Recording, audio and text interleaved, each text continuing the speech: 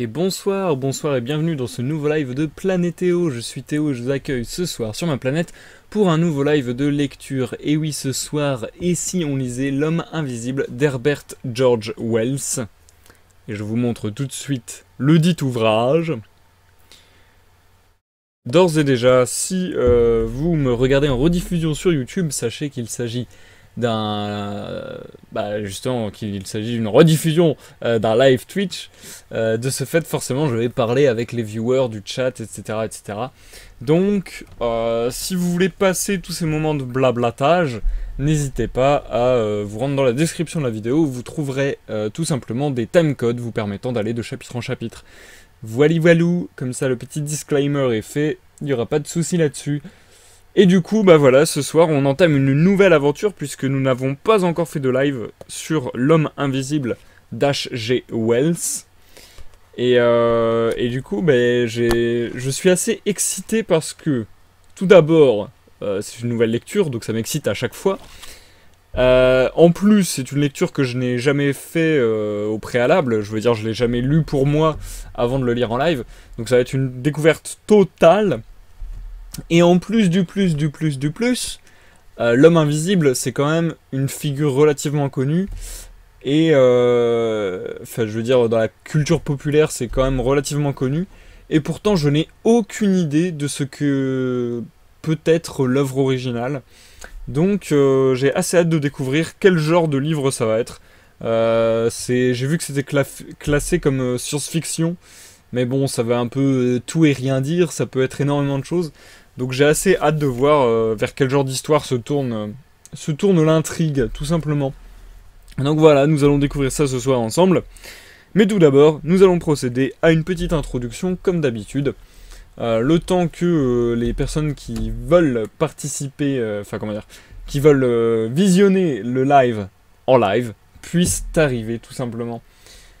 Et du coup, Elysium qui est là, merci Elysium d'être là, tu m'as été fort utile en plus ce soir parce que j'ai mis un peu de temps à lancer le live, vous l'aurez peut-être remarqué, tout simplement parce que lorsque je lançais le live et que je me rendais sur mon Twitch, sur ma chaîne Twitch, j'étais en mode mais pourquoi il n'y a pas d'image? Enfin, c'était très bizarre, j'avais un bug d'affichage je suppose, je sais pas ce qui se passe, enfin bon, bref. Et j'ai vu mes chiffres s'emballer de partout et j'étais là, non, je ne vais pas pouvoir faire un live ce soir alors que je m'étais préparé assidûment, n'est-ce pas? Donc du coup, voilà, j'étais un peu triggered, mais là ça va, je suis content de vous retrouver. Ça a fait l'air de rien, quasiment 2 semaines qu'on n'a pas fait de live. Le temps passe à une vitesse, c'est un délire à chaque fois. Enfin bon, bref. Du coup, je vais essayer de me mettre dans le mood des lives, dans le mood de la lecture et de vous faire une lecture de qualité. D'ailleurs, il y a un petit truc là, tout de suite, qui me dérange assez. Alors, je sais pas si vous, ça vous ira mieux ou je ne sais pas. Mais j'ai l'impression que l'éclairage n'est pas du tout le même que dans les lives habituels.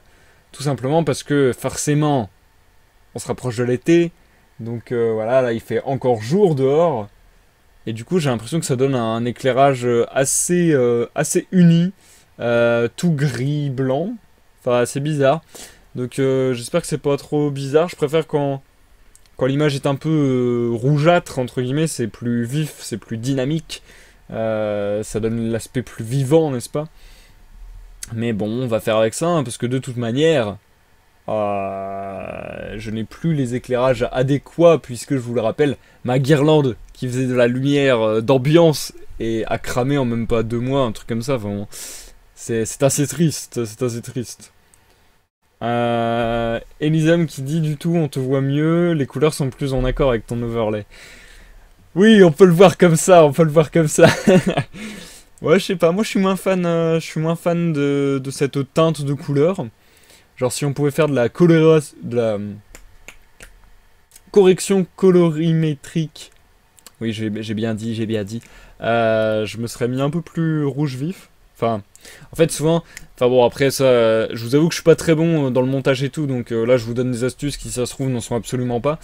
Mais c'est vrai que quand j'avais fait les corrections colorimétriques de ma web-série, j'aimais bien taper plutôt dans les oranges, jaune, orange, rouge, dans les couleurs chaudes, parce que je trouve que ça fait tout simplement un aspect plus vivant et un aspect plus dynamique en fait. Enfin bon bref. Et du coup, c'est cool, je vois que Elysium est bien installé. Je vous invite tous à faire de même, à prendre de la boisson, des victuailles. Ça faisait très longtemps que vous n'aviez pas entendu ce bruit sur mes lives. Mais ce soir, soyons fous. Soyons fous, c'est la fête. Et du coup, je vous souhaite à tous une bonne santé. Ah. Qu'allais-je dire? Oui, d'habitude, dans les introductions, je vous parle un peu de ma life, des projets en cours. Et du coup, je vais venir là-dessus. D'abord, toute petite parenthèse pour dire que ça me fait trop bizarre. Alors, je sais pas si c'est les couleurs qui font ça justement, mais j'ai l'impression d'avoir une peau de bébé là. J'ai l'impression d'être un gamin, c'est un délire. Enfin, bref. Donc, du coup, qu'allais-je dire? Oui, voilà. Les projets actuels sont un peu nombreux et à la fois peu conséquents. Enfin, c'est difficile d'expliquer. Grosso modo, il y a beaucoup de projets d'envergure, de grandes envergures, d'ampleur assez importante qui sont en préparation. Tout simplement parce que, je sais pas si c'est un défaut ou une qualité, mais en tout cas, quand je me lance dans un projet, dans une idée, dans un concept, et j'aime bien faire des choses un peu complètes, un peu complexes, et du coup qui finissent souvent par être un peu tentaculaires. Ce qui fait que c'est des projets pas faciles à mener à bien. Mais en général, personnellement, ce sont des projets qui m'intéressent bien davantage et qui me stimulent bien davantage. Et du coup, en ce moment, je suis un peu face à beaucoup de projets de ce genre. Et notamment ces derniers jours, j'ai quasiment uniquement taffé là-dessus. Sur tout simplement un nouveau jeu de rôle que je vais lancer où je serai maître du jeu après des mois sans masteriser. Ça doit faire au moins des mois que j'ai pas masterisé. Et du coup, Elysium qui mettait le message bientôt les streams JDR. Du coup, c'est pour ça que j'en parle. Je ne sais pas si je ferai ces streams enfin, si je ferai ces jeux de rôle en stream. C'est une possibilité. Mais je ne sais pas encore, tout simplement parce que... Alors après, c'est peut-être moi qui suis chiant, hein, mais j'aime bien séparer public du privé. J'aime bien séparer professionnel avec des gros guillemets, des loisirs et ainsi de suite. Et du coup, en l'occurrence, faire des streams de JDR, j'aurais l'impression de ne pas pouvoir jouer et pas pouvoir être aussi libre que si je n'étais pas en live et pas autant profiter de l'ambiance et du jeu tout simplement et de mes convives. Donc du coup, je ne sais pas trop si ça aura lieu. C'est une possibilité. Malgré tout, c'était ça aussi le délire avec les JDR interactifs que j'avais prévu. C'est que je trouve qu'en soi, faire un JDR filmé n'a pas beaucoup d'intérêt. Enfin, ça peut être sympa, mais je préfère, quitte à faire des streams de JDR, faire quelque chose d'un peu plus recherché et d'un peu plus poussé. Et du coup, c'est pour ça que j'avais pensé au concept de JDR interactif. Que ça fait au moins un an et demi que je vous dis que j'aimerais le lancer, mais il y a toujours des trucs qui font que je ne peux pas vraiment le lancer. Donc du coup, je sais pas si ça arrivera un jour, peut-être ça arrivera un jour. Mais voilà, je pense que les streams de JDR susceptibles d'arriver seraient plutôt des JDR interactifs, donc encore un autre JDR. Quant au JDR que je suis en train de préparer ces temps-ci assidûment, il se nomme Continent, et je ne sais pas si j'en ferai des lives. C'est une possibilité, je me tâte, c'est une possibilité, nous verrons, nous verrons. Et du coup, bonsoir Mbunazambe, bonsoir Minato, ça fait super longtemps qu'on ne s'est croisé Minato, ça fait plaisir de te voir passer une petite tête, coucou à toi. Ça fait extrêmement plaisir à chaque fois de revoir des gens. En fait, c'est ça qui est vachement marrant avec Twitch, avec YouTube aussi, mais avec Twitch encore davantage. C'est qu'il y a plein de gens qui se croisent non-stop sur tous les chats, etc. Puis après, il y a le réseau de Discord qui est devenu bien touffu, où à mon avis tout le monde a au moins 10 salons Discord, enfin bref. Et ouais, enfin, je trouve ça grave marrant. Ça fait un peu... comment j'appelle ça? Je voulais pas employer le terme communauté, mais je ne trouve plus le terme que je voulais employer, donc disons communauté. Et du coup, c'est assez drôle, voilà, de revoir des gens comme ça passer de là, de ci, de là. C'est assez marrant. J'avais déserté de Twitch. D'accord, Minato, d'accord, d'accord. Et mais du coup, j'espère rien de grave. J'espère que c'était juste une envie, auquel cas, grand bien t'en face. Et puis, ça fait plaisir de te recueillir. Qu'est-ce que tu dis, Élyséeum?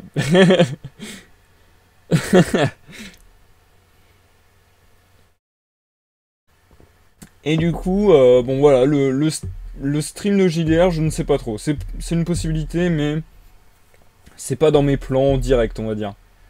Par contre, stream de gaming de retour, potentiellement, sur The Escapist, ça j'en avais parlé la dernière fois. Faut que j'organise ça éventuellement avec Tran02, à voir si ça l'intéresserait et comment on pourrait organiser ça. De la même manière que pour les streams de JDR, s'il y en avait, bah, il faudrait que les joueurs soient tous d'accord, et voilà, voilà. Sinon, si ça vous intéresse de nous voir jouer à un JDR, n'hésitez pas à follow la chaîne de l'ami Mirani, puisque il stream son jeu de rôle auquel je participe en tant que joueur tous les mercredis à 21h. En général, c'est jusqu'à minuit, à peu près. Sachant que l'ami Mirani a récupéré une connexion plutôt badass, ce qui fait qu'il va tout simplement pouvoir live bien davantage, donc surveiller ses lives parce que il y a moyen qu'à tout moment ça parte sur des let's play de jeux vachement bien et tout, donc voilà. N'hésitez pas. Et où Élyséeum participe également, oui, au JDR, en effet, en effet. Élyséeum qui devrait participer à mon prochain jeu de rôle d'ailleurs. Donc voilà, c'est ça qui est marrant aussi, c'est que ça fait plein de connaissances Twitch. En vrai, c'est grâce à Twitch que je connais Élyséeum et que ça fait maintenant, à mon avis, 6 ou 7 soirées qu'on joue ensemble à un jeu de rôle. C'est beau quand même, c'est beau Internet. Du coup, je pense avoir fait une bonne petite intro là. Je pense que j'ai pas mal parlé, pas mal blablaté. J'ai pas énormément de choses à vous dire en vérité parce que tous les projets énormes que je prépare sont justement en préparation ou en maturation. C'est peut-être un problème aussi, mais c'est comme ça que j'aime travailler et que j'aime faire les choses. C'est que je pense à une chose, je la garde en tête, et puis je laisse passer des semaines, des mois, des années. Et l'idée va mûrir, va se modifier, va gagner des arborescences, parfois se diminuer. Puis parfois je vais oublier des choses et du coup bah si je les oublie c'est que je considère qu'elles n'étaient pas importantes à l'histoire. Donc au final c'est un tri intéressant. Enfin voilà, et du coup c'est comme ça, c'est comme ça, c'est comme ça, je laisse mijoter, n'est-ce pas? Puis souvent c'est en l'espace de quelques jours, il y a une espèce d'excitation en mode bon bah en fait j'arrive très proche du terme et en 2-3 jours j'abats un assez gros travail pour mettre tout ça en œuvre et après je suis débarrassé entre guillemets et je n'y retourne plus jamais. Mais voilà, grosso modo c'est un peu comme ça que je travaille. Alors c'est pas forcément une manière très productive, mais au moins c'est une manière qui m'est plaisante. Et donc voilà, donc c'est pour ça là à l'heure actuelle j'ai pas vraiment grand chose à vous dire. Parce que si je vous dis des choses, ce sera des choses qui auront lieu dans très longtemps ou quoi que ce soit, donc bon. Un peu compliqué, un peu compliqué. Je peux simplement vous dire peut-être ça, voilà, je peux vous dire vite fait ça. Que, a priori, dans les temps à venir, je vais essayer de retravailler sur les jeux de société que je suis en train d'essayer de développer, voilà, voilà. Je pense que je vais me réaffairer à ces activités parce qu'il y a moyen que ça fasse des choses vachement cool quand même. Donc voilà. Je pense avoir fait le tour, le grand tour.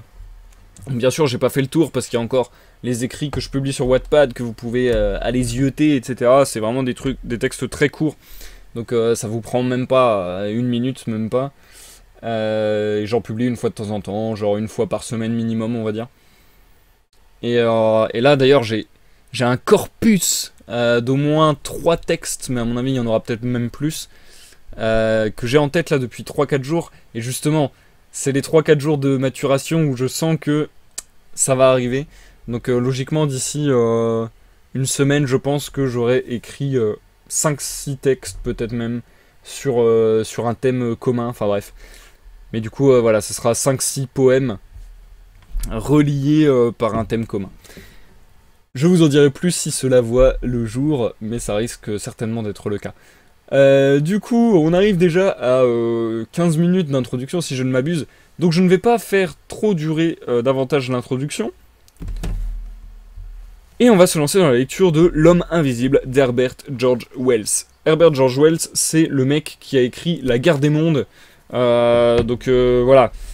Le mec est quand même assez reconnu, il a écrit pas mal de textes vachement fondateurs, entre guillemets, de la science-fiction, et enfin en tout cas marquant de la science-fiction moderne, disons, et qui a inspiré pas mal de concepts modernes ou de films modernes, etc. Donc ça risque d'être intéressant, même si là, pour le coup, L'Homme Invisible, je doute qu'il y ait des robots et ce genre de choses, hein, je vous l'avoue. Mais on va voir un peu comment ça se goupille, et ça ne peut être qu'intéressant, parce que justement, c'est ce que je disais, L'Homme Invisible, c'est un personnage connu et reconnu dans la culture populaire, mais au final, je pense que très peu de gens savent de quoi il en retourne dans l'œuvre originale. Et c'est vrai que moi, je sais pas du tout de quoi l'histoire va parler. Donc là, ça va être la plus grande découverte peut-être de tous les lives de lecture qu'on ait fait jusqu'à présent. Un peu un bond dans l'inconnu. Ça va pas nous faire de mal. Sur ce, les chapitres sont plutôt courts, donc du coup, il y aura relativement beaucoup de pauses durant lesquelles je viendrai vous répondre dans le chat. Et je pense que du coup, on va partir pour le moment, je pense, sur 5 chapitres par soir. Parce que voilà, ils sont vraiment assez courts. On va essayer là-dessus, on va partir là-dessus comme première idée. Bon, après, si après 5 chapitres, je vois qu'on est à 1 heure de live, bah je rajouterai un peu. Mais voilà, je pense que ça fera une bonne découpe si on part sur 5 chapitres. Et puis voilà, on verra ça tout à l'heure. Vous me direz après les 5 chapitres si vous trouvez que c'est trop long, trop court. Auquel cas, j'ajouterai des chapitres. Bref, vous m'avez compris et je n'arrête pas de me répéter. Je suis pas très frais ce soir, j'ai l'impression. J'ai l'impression de ne pas être très concis, de ne pas être très clair, de ne pas être très compréhensible. J'espère que ça va pas être le cas durant la lecture et que vous allez réussir à plonger dans cette histoire. D'ailleurs, j'ai lu quelques extraits. Et j'avoue que ça m'a vraiment égayé la curiosité parce que j'ai l'impression que le style est vraiment sympa. J'ai l'impression que c'est bien écrit. C'est bizarre de dire ça. Plutôt que c'est écrit d'une manière assez particulière, mais assez agréable. Et enfin ouais, c'est une manière d'écrire en tout cas qui, moi personnellement, me touche en cela que je la comprends facilement. Donc voilà, enfin, c'est smart en fait, c'est élégant disons. Donc j'ai hâte de voir si ça se confirmera à la lecture. Bref, je continue à divaguer, cette fois-ci on est parti pour de bon.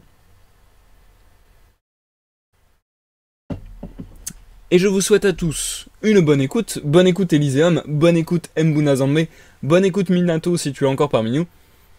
Bonne écoute à tous ceux dans l'ombre et à ceux qui nous regardent en rediffusion sur YouTube. A tout à l'heure pour la première pause du live. On est parti. L'Homme Invisible d'Herbert George Wells. Chapitre 1. Un étrange voyageur. Non! Non, non! Je trouve ça trop naze de se rater sur le titre du chapitre, donc je recommence. Pourquoi je dis voyageur? En plus, je sais pourquoi je dis voyageur. J'étais en train de vous dire que j'étais en train de préparer le mastering d'un jeu de rôle. Et ce jeu de rôle se passe beaucoup sur le thème de l'espace. Et du coup, j'ai lu plein de choses sur l'espace ces derniers temps, dont les sondes Voyager qui ont parcouru le système solaire pour un peu explorer les planètes, tout ça. Et du coup, voilà, je vois Voyager, je dis Voyager. Enfin bref, ça m'énerve. Faux départ, ça arrive. C'est jamais arrivé en 2 ans, je crois, donc il fallait bien que ça arrive un jour. Allez, Je me mets dedans, je me concentre. À tout à l'heure. L'homme invisible d'Herbert George Wells. Chapitre 1. Un étrange voyageur.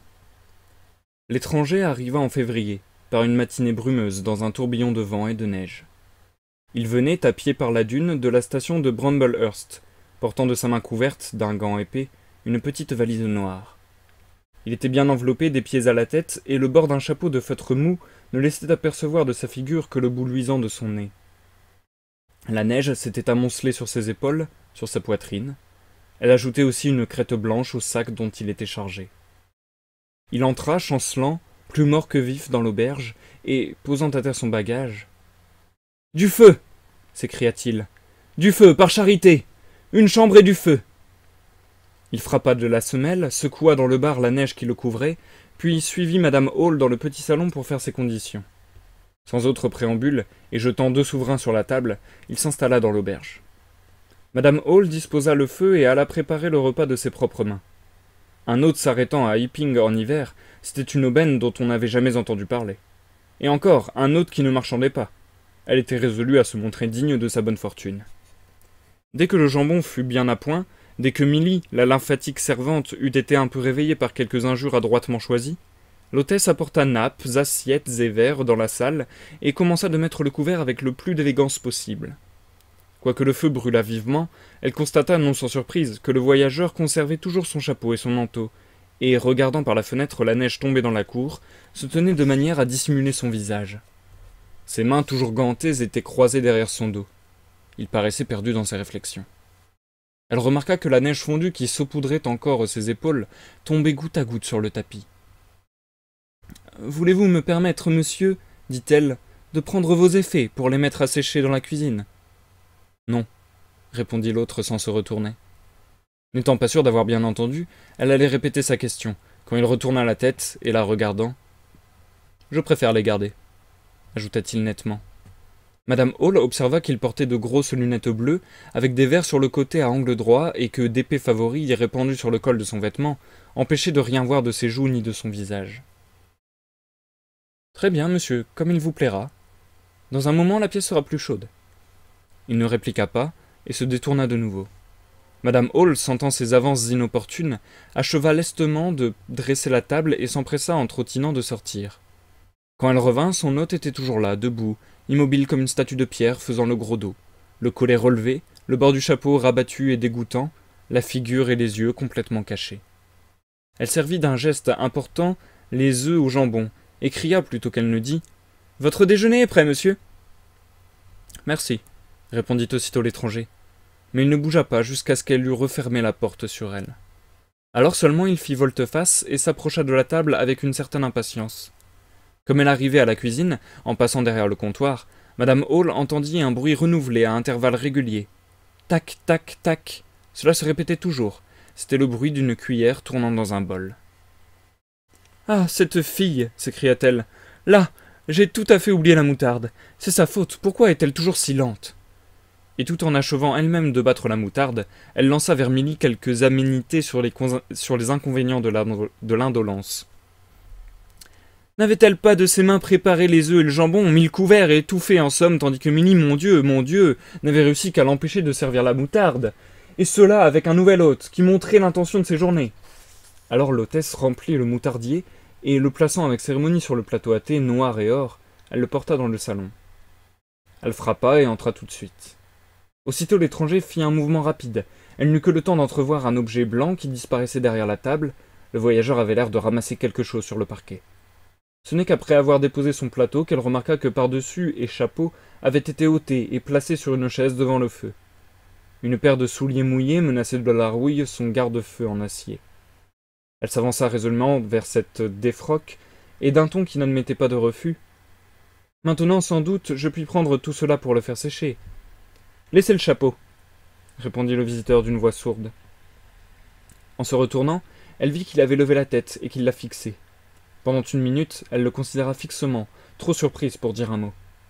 Il tenait un linge blanc, une serviette apportée par lui sur la partie inférieure de sa figure, de façon que sa bouche et ses mâchoires fussent complètement cachées. Cela expliquait le timbre assourdi de sa voix. Mais ce n'était pas cela qui étonnait le plus Madame Hall. En effet, tout le front du voyageur, au-dessus des lunettes bleues, était couvert d'un bandeau blanc, un autre bandeau, appliqué sur les oreilles, ne laissait pas apercevoir le moindre bout de visage, si ce n'est un nez rouge et pointu, toujours aussi rouge et luisant que tout à l'heure, à l'arrivée. L'homme portait une jaquette de velours foncé, avec un large collet noir relevé autour du cou, et laissant passer une ligne de linge. La chevelure épaisse et brune, qui s'échappait au hasard en petite queue, en petites cornes singulières, de dessous les deux bandeaux croisés, donnait à la physionomie l'aspect le plus étrange que l'on eût pu imaginer. Cette tête, enveloppée, emmitouflée, était si différente de ce qu'avait prévu Madame Hall que celle-ci, pendant un moment, demeura pétrifiée. Lui n'écartait point sa serviette.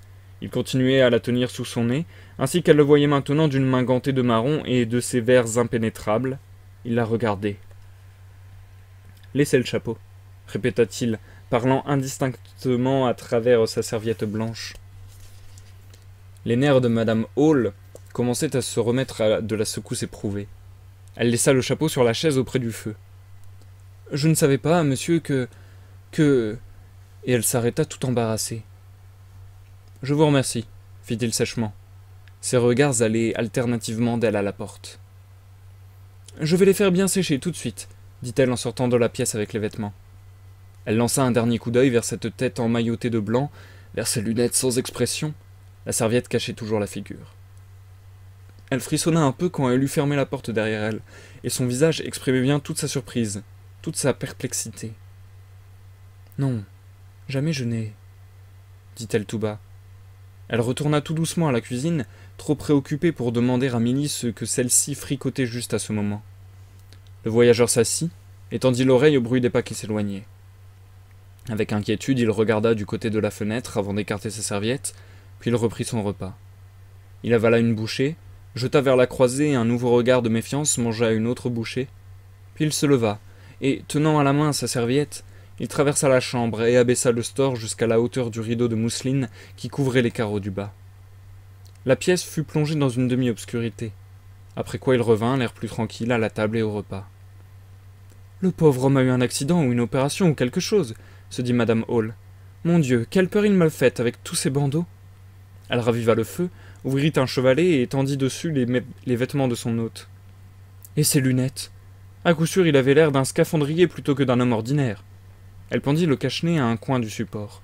« Et il tient tout le temps ce mouchoir sur sa bouche. Il parle à travers. Peut-être aussi a-t-il quelque chose à la bouche. Qui sait ?» Elle tourna sur elle-même comme frappée d'un brusque souvenir. « Que Dieu me bénisse !» s'écria-t-elle en changeant subitement de sujet. « N'avez-vous pas encore fait ces pommes de terre, Milly ?» Lorsque Madame Hall vint pour desservir le déjeuner de l'étranger, elle fut confirmée dans son idée qu'il devait avoir eu la bouche blessée et déformée par un accident. En effet, il fumait une pipe, et pendant tout le temps qu'elle resta dans la pièce, il ne se sépara point pour porter le tuyau à ses lèvres du foulard de soie dont il avait enveloppé la partie inférieure de sa figure. Pourtant, ce n'était pas distraction, car elle le vit surveiller le tabac qui allait s'éteindre. Il était dans un coin, le dos tourné au store, et, ayant bien mangé et bien bu, s'étant bien réchauffé, il parlait d'un ton moins bref. Le reflet de la flamme prêtait à ses grosses lunettes une sorte de rougeoiement qu'elle n'avait pas eu jusqu'alors. « J'ai des bagages à la gare de Bramblehurst, » dit-il. Et il demanda comment il pourrait se les faire renvoyer. Très poliment, il inclina sa tête emmaillotée pour remercier Madame Hall de ses explications. « Demain, » dit-il. « N'est-il pas possible d'avoir cela plus rapidement ?» Il parut contrarié quand elle lui répondit que non. En était-elle bien sûre? N'y avait-il pas un homme qui voulût y aller avec une charrette? Madame Hall, sans hésiter, lui expliqua les difficultés du pays, et la conversation s'engagea. « Il y a, monsieur, une route très montante par la dune, » dit-elle pour écarter l'idée de la voiture. Puis, allant au-devant d'une confidence, « Une voiture y avait versé un peu plus d'1 an auparavant. Un monsieur avait été tué, sans compter le cocher. Les accidents, monsieur, arrivent si vite, n'est-ce pas ?» Mais le visiteur n'était pas si commode à mettre en train. « Oui, en effet, » dit-il à travers son foulard en observant tranquillement Madame Hall à l'abri de ses verres impénétrables. « Sans compter qu'il faut longtemps encore pour se rétablir, n'est-ce pas? Tenez, mon neveu Tom, il s'est coupé au bras en jouant avec une faux, en tombant dessus dans un champ où l'on faisait les foins. Dieu me pardonne, il est resté 3 mois, monsieur, sans pouvoir rien faire. C'est à ne pas le croire. J'ai toujours depuis lors grand peur des faux. Je comprends cela. Nous avons craint une fois qu'il n'eût à subir une opération. Il était si mal, monsieur. Le visiteur éclata brusquement d'un rire qu'il parut réprimer et étouffé dans sa bouche. « Ah, vraiment ?» fit-il. « Oui, monsieur. Et il n'y avait pas de quoi rire, occupé de lui comme je l'étais, parce que ma sœur avait assez de besogne avec son petit monde. Il y avait des pansements à faire, défaire, en sorte que, si j'osais le dire, monsieur... « Voulez-vous me donner des allumettes ?» fit brusquement l'étranger. « Ma pipe est éteinte. » Madame Hall fut arrêtée net. Cela était vraiment malhonnête de la part de ce monsieur, après qu'elle venait de lui dire tout ce qu'elle avait eu d'ennui. Elle le dévisagea un moment, interloquée, puis elle se rappela les 2 souverains donnés à l'arrivée, et cela fit qu'elle alla chercher des allumettes. « Merci, » fit-il quand elle lui en apporta. Et il se détourna de nouveau pour regarder par la fenêtre. Évidemment, il était chatouilleux sur la question des opérations et des pansements. Elle n'osa plus rien dire, mais cette manière de la rudoyer l'avait irritée. Milly eut lieu de s'en apercevoir pendant l'après-midi. Le voyageur resta dans le salon jusqu'à 4 heures, sans donner à son hôtesse prétexte à y entrer. Il demeura presque continuellement immobile, sans doute assis, dans l'obscurité croissante, fumant à la lueur du foyer, ou peut-être sommeillant. 1 ou 2 fois, quelque oreille attentive l'aurait entendu tisonner. Après cela, pendant 5 minutes, il arpentait la pièce. Il semblait se parler à lui-même. Puis le fauteuil craquait. Il venait de se rasseoir. Et c'est la fin du chapitre 1, les amis. Nous allons donc marquer une courte pause. Je trouve ça très chelou, mais j'aime beaucoup en même temps. J'ai hâte de voir ce que ça va donner. J'ai hâte de voir ce que ça va donner. Vous me direz ce que vous en avez pensé, les amis. Je trouve ça bizarre, mais ça me donne grave envie. J'aime beaucoup le ton employé, je sais pas. Je sais même pas vraiment décrire ce ton d'ailleurs, mais j'aime beaucoup la manière dont c'est écrit. J'espère que vous aussi. Je trouve ça très mystérieux, enfin ouais, j'aime beaucoup. On verra ça avec les chapitres suivants, ça nous le confirmera peut-être. Mais ouais, pour le moment je suis assez séduit, je dois l'avouer, et c'est rare que je sois séduit en à peine un chapitre, et un chapitre en plus relativement court, donc bon. Je pense que cette lecture va être une bonne lecture, même si, j'avoue, j'ai eu l'impression de galérer tellement à lire, mais je ne pense pas que ce soit du fait du style du roman. Je pense que c'est tout simplement moi qui ai un peu de mal ce soir, désolé. D'ailleurs, j'espère que ça se sentira pas trop, parce que j'ai pas envie de pénaliser la lecture de mon état, pas physique, mais tout simplement de mon état actuel. Bref. Mbuna Zambé, désolé de t'avoir fait sursauter.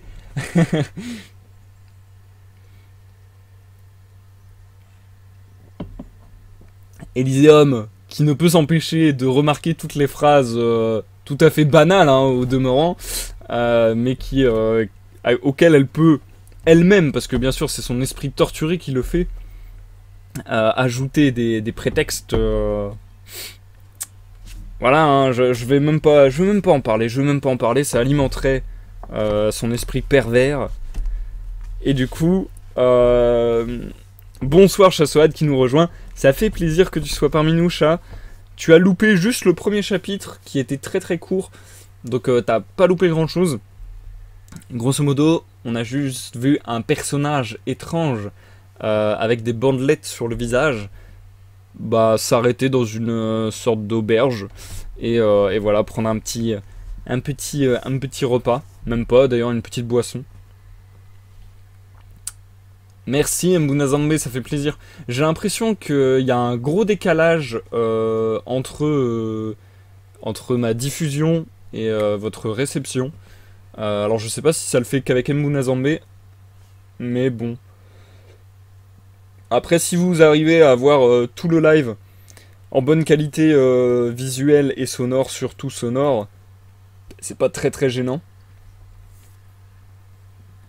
Et je vais m'empresser de changer le titre du live, parce qu'on va poursuivre avec le chapitre 2, sans plus attendre, hein, parce que tout simplement les chapitres, comme je le disais, sont assez courts, donc autant en profiter pour s'en faire un maximum. Alors Planétéo... Je lis ce que je vois dans le chat et du coup je dis n'importe quoi. Bref, Elysium qui nous dit au pire tu nous donnes un signal et on te le renvoie. Mais ça risque d'être un peu compliqué parce qu'il va falloir que je compte et tout. Attendez. Du coup, bonsoir Dakondo TV. Bonsoir et bienvenue. Tu t'as pas loupé grand chose de la lecture, t'as loupé juste le premier chapitre du roman et on va se lancer dans le deuxième incessamment sous peu. Mais d'ores et déjà, hop, avant de se lancer là-dedans, on va faire un petit test. Un petit test, attention Elyséum, je compte sur toi. Tiens-toi prêtre. Prête, pas prêtre. On n'est pas en train de créer une classe sur Warcraft. J'ai du mal à m'exprimer ce soir, c'est un délire. Je vous prie de m'excuser. Bref. Attention, vous êtes prêts? Ceux qui veulent participer, ça m'aidera à savoir si, s'il y a un gros décalage. Je vais dire le mot. Je vais dire le mot péninsule. Et vous allez me répondre le chiffre 1. Voilà, on va faire ça comme ça. Attention. 1, 2, 3, péninsule.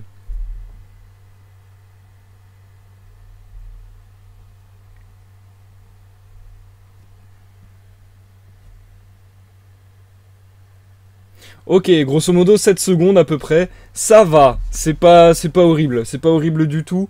Lors des premiers lives, il y a genre 2 ans, je crois qu'il y avait un décalage de 40-45 secondes. Donc là, 7 secondes, c'est tout à fait, acceptable. C'est même super bien. Donc en fait, cool. On a bien fait de faire ce test. Au moins, ça me rassure un petit peu. Et j'ai vraiment du mal à m'exprimer ce soir, les gens. C'est un gros délire. En fait, j'ai l'impression d'avoir l'esprit flou. C'est trop bizarre. C'est très très bizarre. Et du coup, Mbuna Zambé qui a mis un peu plus de temps à recevoir. Donc ouais, je pense qu'il y a peut-être un décalage avec Mbuna Zambé. Peut-être que tu as une mauvaise connexion, je ne sais pas. Mais bon, ça va, c'est encore acceptable. C'est pas si long non plus que ça. Ok, au moins je suis un peu au courant comme ça. Je sais voir par rapport à vos réactions, etc. À quoi vous me répondez, parce que ça c'est un truc très difficile en live des fois. Je vois que vous me parlez, sauf que je comprends pas à quelle phrase vous faites référence dans votre réponse, donc du coup ça devient impossible de se comprendre et de dialoguer. Et enfin bref, au moins là je serai un peu prévenu. Ah j'avoue, muscle, n'est-ce pas? Muscle. Et du coup... On est parti pour la suite. Il fait super chaud les amis. Je crois que ce live va être un petit peu extrême. Je suis en train de mourir de chaud déjà. Chassoad, j'arrête pas de perdre la connexion. Ah mince. A priori ça ne vient pas de moi puisque les autres n'ont pas de problème. Donc chat, je ne sais que te conseiller. Et Elyséum, je ne répondrai pas à tes accusations. Du coup, on va partir sur le chapitre 2 sans plus tarder. Encore une fois, il est très très court, genre il fait genre il fait 4 pages, mais les pages elles sont... Ce bouquin est bizarre, genre les pages elles sont épaisses de ouf. Enfin c'est bizarre. Bref. On se barre tout de suite vers le chapitre 2. Et du coup, vous êtes beaucoup maintenant. Donc je vous souhaite à tous une bonne écoute. Bonne écoute Mbuna Zambé, bonne écoute Dakondo, bonne écoute Elyséum, bonne écoute Chassoad, bonne écoute Minato. Bonne écoute à ceux que j'aurais oubliés, j'espère ne pas en avoir oublié. Bonne écoute à tous ceux dans l'ombre. Et à ceux qui nous regardent en diffusion sur YouTube. À tout à l'heure. Chapitre 2. Les premières impressions de Teddy Henfrey. À 4 heures, il faisait tout à fait sombre. Au moment où Madame Hall prenait son courage à 2 mains pour aller demander à son hôte s'il désirait du thé, Teddy Henfrey, le petit horloger, entra dans le bar. « Vrai, Madame Hall, voilà un fichu temps pour des bottines légères !» La neige tombait de plus en plus fort. Madame Hall acquiesça d'un hochement de tête et remarqua que Teddy avait sa trousse avec lui. « Pendant que vous êtes là, monsieur Teddy, je vous serais obligé de vouloir bien donner à la vieille pendule dans le salon un petit coup d'œil. Elle marche et elle sonne bien, mais la petite aiguille s'obstine à marquer 6 heures. » Lui montrant le chemin, elle se dirigea vers la porte du salon. Elle frappa et entra. Son hôte, elle le vit en entrant, était assis dans le fauteuil devant le feu, assoupi à ce qu'il semblait. Sa tête emmaillotée s'inclinait de côté. Pour toute lumière dans la chambre, la lueur rougeâtre qui venait du foyer. Tout était ou violemment éclairé ou tout à fait sombre. Elle avait d'autant plus de peine à rien distinguer qu'elle venait précisément d'allumer la lampe du bar et que ses yeux étaient encore éblouis. Mais pendant une seconde, il lui parut que l'homme qu'elle regardait avait une bouche énorme, béante, une bouche invraisemblable, qui mangeait tout le bas de sa figure. Ce fut une image instantanée, une tête enveloppée de blanc, de gros yeux à fleur de front, et, au-dessous, un large four. Alors, il bougea, il se redressa sur son siège, il leva la main. Ayant ouvert la porte toute grande pour que la chambre fût mieux éclairée, Madame Hall le vit plus nettement. Il tenait un foulard sur sa figure, tout comme elle l'avait vu auparavant tenir sa serviette. L'obscurité, pensa-t-elle, l'avait trompée. « Est-ce que vous voudrez bien permettre que monsieur vienne arranger l'horloge » dit-elle en surmontant son trouble. « Arranger l'horloge » répéta le voyageur, jetant autour de lui des regards endormis et parlant par-dessus sa main, puis tout à fait réveillé. « Mais certainement !» Madame Hall sortit pour prendre une lampe. Lui se leva et s'étira. Alors, la pièce éclairée, M. Teddy Humphrey se trouva face à face avec l'homme au bandeau. Il en fut, disait-il, tout chose. « Bonjour !» lui dit l'étranger, en le fixant avec des yeux de langouste, selon l'expression pittoresque de M. Humphrey, qui désignait ainsi les lunettes aux verres fumés. « J'espère, dit celui-ci, que je ne vous gêne pas. »« Non, pas du tout, répondit l'étranger. Pourtant j'entends, et il se tournait vers Madame Hall, que cette pièce soit bien à moi pour mon usage particulier. Je pensais, monsieur, que vous préféreriez que l'horloge. Certainement, certainement. Mais, règle générale, je désire être seul, et que l'on ne me dérange pas. Il fit volte-face, les épaules à la cheminée, les mains derrière son dos. Et maintenant, ajouta-t-il, quand la réparation sera faite, je voudrais avoir du thé. Mais pas avant que la réparation soit terminée. Madame Hall était sur le point de sortir. Cette fois, elle n'essaya pas d'engager la conversation, pour ne pas s'exposer à être rabrouée devant M. Humphrey. Lorsque le client lui demanda si elle avait pris ses dispositions au sujet des malles restés à Brumblehurst, elle répondit qu'elle avait parlé au facteur et que le voiturier les apporterait le lendemain. « Êtes-vous sûr que ce soit le moyen le plus rapide ?» Elle en était sûre, elle l'affirma avec froideur. « C'est que... Voyez-vous, je vais vous expliquer ce que je n'ai pu vous dire plus tôt parce que j'étais trop gelé et trop fatigué. Je suis un travailleur, un homme de laboratoire. »« Ah, vraiment, monsieur ?» fit Madame Hall très intéressée. « Et mes bagages contiennent des appareils, un matériel.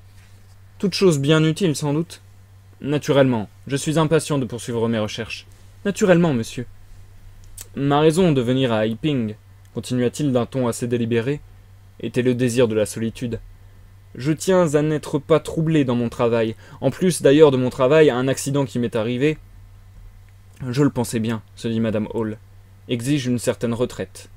Mes yeux sont quelquefois si affaiblis et si douloureux que je dois m'enfermer dans l'obscurité des heures entières, m'enfermer à clé. Cela de temps à autre. Pas pour le quart d'heure toutefois. À ce moment-là, le moindre dérangement, par exemple l'entrée de quelqu'un dans ma chambre, est pour moi une cause de véritable torture. Il est bon que cela soit entendu. Parfaitement, monsieur, si j'osais me permettre de demander. C'est bien tout, je crois, dit l'étranger de ce ton tranquille et sans réplique qu'il savait prendre pour couper court aux interrogations. Madame Hall dut garder sa question et sa pitié pour une circonstance meilleure. Quand elle eut quitté la pièce, il resta debout devant le foyer, attentif. M. Humphrey le rapporta à la réparation de l'horloge. M. Humphrey travaillait, une lampe posée tout près de lui. L'abat-jour vert jetait une lumière plus vive sur ses mains, sur le cadran et sur les petits trous de l'horloge, laissant dans l'ombre le reste du salon. Lorsqu'il leva sa tête, sa vue d'abord fut troublée par les reflets colorés. Curieux de sa nature, il avait démonté les pièces, chose parfaitement inutile, avec l'idée de retarder son départ et d'arriver ainsi peut-être à engager la conversation avec l'étranger. Mais celui-ci demeurait silencieux et immobile. Si bien immobile que cela finit par agacer Humphrey. Il eut l'impression d'être seul, et regarda, grise et peu claire, se dresser l'énorme tête à bandeau, qu'il examinait avec ses grosses lunettes sombres, obscurcies d'une buée verdâtre. Cela devint pour Humphrey si insupportable que, pendant une minute, ils demeurèrent tous deux à se considérer d'un air confus. Puis Humphrey baissa les yeux. Situation vraiment bien gênante. Il eût aimé à dire quelque chose. Convenait-il de faire observer que le temps était bien froid pour la saison ? Il se redressa comme pour choisir l'instant de placer cette remarque. « Le temps !» commença-t-il. « Pourquoi ne terminez-vous pas et ne partez-vous pas ?» dit la figure rigide, évidemment en proie à une fureur difficilement contenue. Tout ce que vous êtes parvenu à faire, c'est de resserrer l'aiguille sur le cadran. Vous vous moquez du monde. Bien, monsieur, une seule minute encore, je revoyais avec soin. Monsieur Henfrey finit sa besogne et s'en alla. Mais il s'en alla extrêmement contrarié. Sacrebleu, se disait-il en traversant à pied le village au milieu d'une rafale de neige. Il y a des fois où il faut bien arranger une horloge tout de même. Puis, un homme n'a-t-il donc pas le droit de vous regarder, vilain singe? Et encore, non, à ce qu'il paraît. La police serait assez trousse qu'il ne serait pas mieux enveloppé, mieux entortillé. Au coin de la rue, devant chez Gleason, il vit Hall, qui avait depuis peu épousé la patronne de l'auberge, et qui maintenant conduisait la voiture à volonté, dipping à l'embranchement de Cedar Bridge, quand par hasard quelqu'un en avait besoin. Hall se dirigeait vers lui, revenant de la gare. À n'en pas douter, il s'était arrêté un brin à Cedar Bridge. Il suffisait pour en être sûr de le voir conduire. « Comment va Teddy » demanda-t-il en passant. « Ah, vous avez chez vous un drôle de corps. » Hall, sans se faire prier, arrêta son cheval. « Quoi donc ?»« Un client qui a l'air bien original est descendu chez vous, mon vieux. » Et Teddy commença de faire à Hall une description pittoresque de l'hôte bizarre de sa femme. « Il a un peu l'air d'un déguisé. Moi, je traînerais à voir la figure d'un homme si j'avais à le loger dans mon établissement. Mais les femmes sont si pleines de confiance dès qu'il s'agit d'étrangers. Hall, il s'est installé chez vous, et il n'a même pas encore donné de nom. »« Vraiment ?» répondit Hall, qui avait l'intelligence plutôt paresseuse. « Parfaitement, » reprit Teddy. « Il a loué à la semaine, et vous ne serez pas débarrassé de lui avant 8 jours. Et il traîne un tas de bagages qui arriveront demain, à ce qu'il dit. Espérons, Hall, que ce ne sont pas seulement des caisses remplies de cailloux. » Il raconta comment sa tante, à Hastings, avait été refaite par un étranger dont les valises étaient vides. Bref, il laissa Hall vaguement inquiet.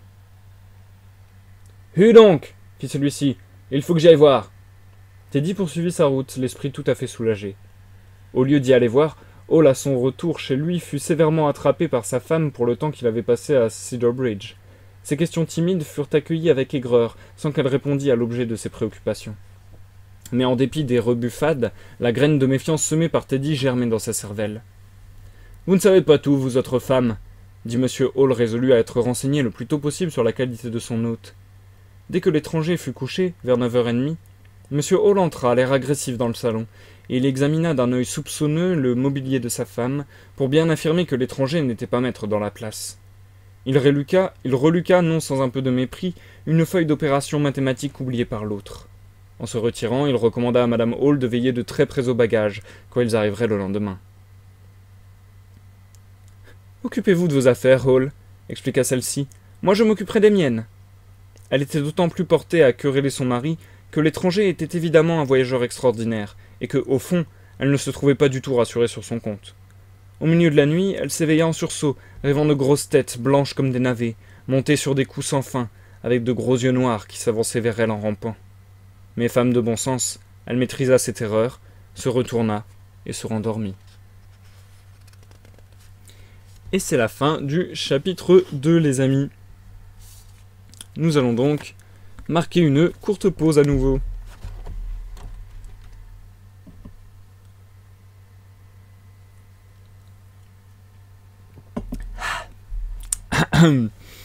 Je vous avoue que j'ai vraiment du mal à lire, ça doit s'entendre, et j'en suis fort désolé. Je sais que je le dis quasiment à chaque live, donc c'est un peu... pas un running gag, mais bon. Mais ouais, je sais pas, j'ai l'impression de vraiment avoir du mal à lire ce soir. Alors il y a quelques tournures de phrases un peu alambiquées, mais dans l'ensemble, c'est ce que je vous disais, je trouve le style hyper élégant. Alors le style, malheureusement, quand c'est sur des textes étrangers, bah c'est aussi le style du traducteur plus que de l'auteur. Mais bon, il y a quand même une certaine manière de structurer l'histoire et de structurer les phrases, les mots, etc. Et du coup, je ne sais si ça vient de l'auteur ou du traducteur, ou des deux, ce qui est le plus évident, on va dire. Mais je trouve que les phrases sont assez élégantes et assez intelligentes. Je sais pas, je trouve qu'il y a une manière d'écrire hyper particulière, mais que j'aime beaucoup. Et qui va... Enfin, qui est... En fait, je trouve que le style d'écriture aménage vachement le mystère. Et ouais, je trouve ça vachement bien foutu pour le moment.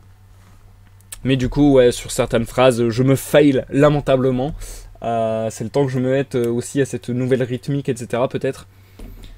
Mais voilà. J'espère que l'histoire vous plaît, en tout cas. Pour le moment, il s'est pas passé grand-chose. Hein. malgré tout.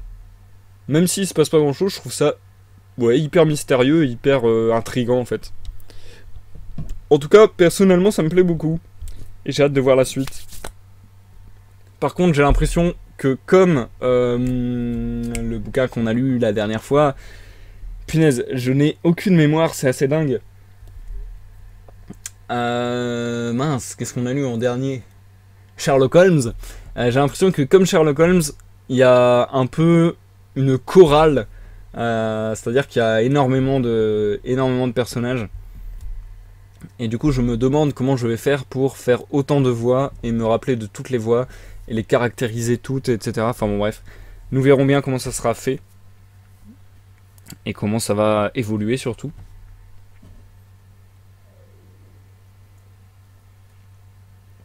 Et il semblerait que Dakondo m'ait hébergé sur sa chaîne. Merci beaucoup Dakondo, ça fait plaisir. Ça fait plaisir, ça fait plaisir.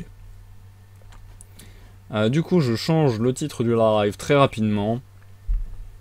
Tiens, c'est bizarre, il s'est pas actualisé tout à l'heure d'ailleurs. Ah si. Ok, c'est très bizarre. Hop. Planète Théâtre. En vrai, bah, j'avais lu sur internet d'ailleurs une chose qui m'avait choqué, entre guillemets. C'est que j'étais en train de me balader dans différentes lectures, etc. Et je vois des informations sur L'Homme Invisible et c'est écrit L'Homme Invisible, entre parenthèses, pièce de théâtre. Et je regarde, et en fait c'est un roman. Donc du coup, j'ai pas trop compris cette confusion, entre guillemets. Mais au final, là, en commençant la lecture, je comprends peut-être la confusion, dans le sens où bah, je trouve que c'est très théâtral, ouais. La manière dont les dialogues sont amenés en travers de la narration, c'est vrai que ça fait presque théâtral, et même justement ce côté un peu mystérieux, intriguant. Enfin ouais, je trouve que ça ferait une bonne pièce de théâtre, donc voilà. Il y aura peut-être un peu cette dimension dans ce roman, et bah c'est sympa, ça change un peu quoi. Je me suis toujours refusé à lire du théâtre en live, parce que je trouve que là il faudrait... Enfin, faudrait vraiment avoir des... Pas des prétentions d'acteur, mais je veux dire, faudrait que je m'y mette à donf et que je vive le truc vraiment à fond. Enfin, je sais pas si ça serait hyper intéressant en fait, et si ça serait hyper simple de suivre d'ailleurs. Donc voilà, ça a pas été mon délire, même si j'envisage de le faire, mais bon. Mais là, je trouve qu'il y aura, ouais, peut-être un juste milieu entre le côté théâtral et le côté roman. On verra bien. Et du coup, faut faire en sorte que ça devienne une chaîne planétaire. Oh là là là là. Ça y est, personne n'avait fait de jeu de mots sur mon pseudo encore. Vous êtes les deux premiers à inaugurer. C'est beau, c'est beau.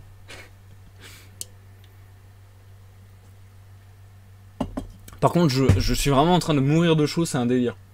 Je sais pas comment on va faire quand ce sera vraiment comment on dit? C'est quoi l'expression consacrée?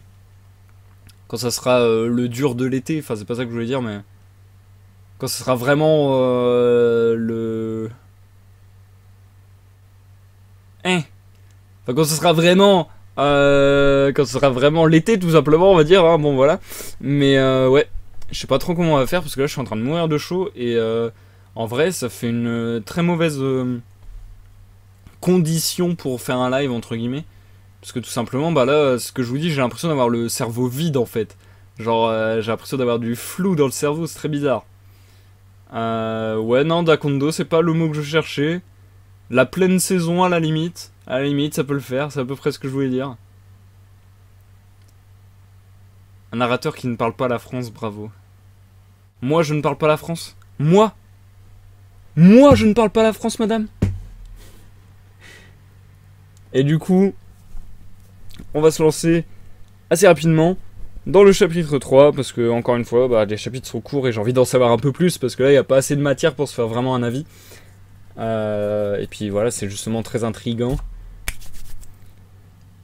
Oh là là, en fait j'ai du mal à reprendre mes esprits entre guillemets à cause de la chaleur, enfin c'est bizarre. Il faudrait peut-être que je m'achète un ventilateur. Le problème va être tout simplement le bruit que ça ferait pour le live. Enfin ouais, faut que je réfléchisse à des solutions. Je ferai ça bientôt sûrement. Enfin voilà. Viens te battre. Viens te battre dans le couloir de la baston. Ouais, enfin, dans le JDR, Balérion, c'est pas comme si c'était la 2e ou 3e fois que je le sauve, quoi. Enfin bon. Je dis ça, je ne dis rien. C'est un dragon, mais bon. Il est bien content qu'il y ait une sorcière à côté de lui pour le rafistoler et aller le chercher chez les médecins. Alors qu'il s'est fait capturer... qu'il s'est fait capturer lassement. Allez, sur ce, je vais relancer la lecture de ce pas. Et je vous dis à tout à l'heure, les amis. Bonne écoute à tous. Et puis on se retrouve pour la pause. Chapitre 3. Les mille et une bouteilles. C'est le 29 février, au commencement du dégel, que le singulier personnage était tombé des nues à Ypning. Le lendemain, on apporta ses bagages à travers la neige fondue. C'étaient des bagages bien remarquables. Il y avait 2 malles, tels que le premier venu peut en posséder. Mais en outre, il y avait une caisse de livres gros et lourds, dont quelques-uns couverts d'un grimoire manuscrit incompréhensible, et une douzaine ou plus de mannes, de boîtes, de coffres contenant certains objets enveloppés dans de la paille, des bouteilles de verre, à ce qu'il parut à Hall, lequel, curieux, arrachait la paille comme par hasard. L'étranger, bien emmitouflé avec son chapeau, son pardessus, ses gants, son cache-nez, avait manifesté l'intention d'aller au-devant de Firenside et de sa voiture, tandis que Hall, cherchant l'occasion d'offrir son aide, risquait quelques mots de bavardage. Il sortit sans prendre garde au chien de Firenside, qui flairait en amateur les jambes de Hall. « Allez, arrivez donc avec ces caisses. Vous m'avez assez fait attendre. » Et il descendit le perron, se dirigeant vers l'arrière du chariot comme pour mettre la main sur la malle la plus petite. Le chien de Firenside ne l'eut pas plus tôt aperçu qu'il se hérissa et se prit à grogner d'une manière farouche. L'autre avait à peine fait les premiers pas que l'animal sauta d'abord d'une façon inquiétante, puis s'élança bientôt sur la main. « Oust !» cria Hall en reculant, car il n'était pas brave. Firenside hurla. « Allez, couchez !» et prit son fouet.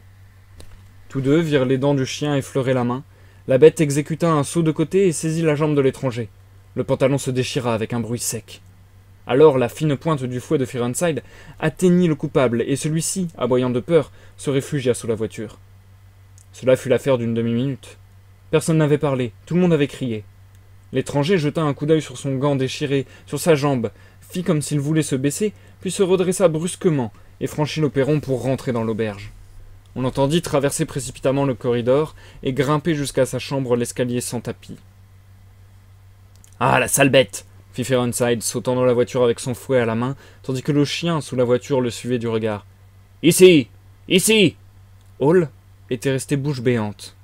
« Il aura été mordu, » dit-il. « Je ferais bien d'y aller moi-même. » Il suivit l'étranger. Dans le couloir, il rencontra Madame Hall et lui apprit le méfait du chien. Il monta rapidement l'escalier. La porte du voyageur était entrebâillée. Il la poussa, l'ouvrit et entra sans cérémonie. La nature l'avait fait d'humeur familière. Le store baissé, la pièce était sombre. Il ne fit qu'apercevoir une chose tout à fait singulière. Comme un bras sans main s'agitant dans sa direction, et une figure à peine indiquée par 3 gros points noirs sur du blanc pareils aux taches marquées sur une pensée jaune. En même temps, il recevait un coup violent à la poitrine. Il était rejeté en arrière, la porte lui retombait sur le nez, la clé tournée dans la serrure. Tout cela fut si rapide qu'il ne put rien distinguer. Des formes vagues en mouvement, une poussée, un choc, rien de plus. Il resta abasourdi sur le palier obscur, se demandant avec terreur ce qui s'était passé.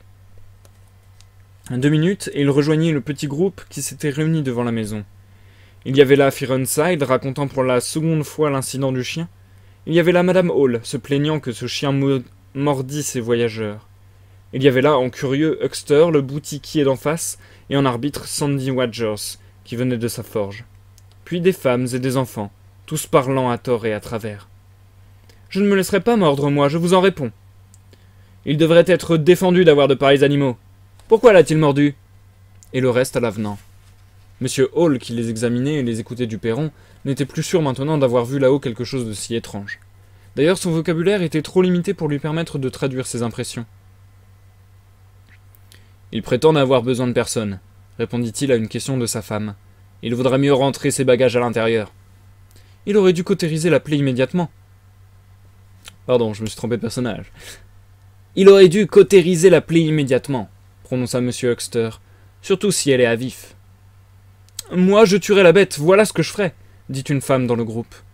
Tout à coup, le chien se mit à grogner de nouveau. Venez donc, allons, cria sous la porte une voix courroucée. L'inconnu était là, bien enveloppé, le col relevé, le bord du chapeau rabattu sur les yeux.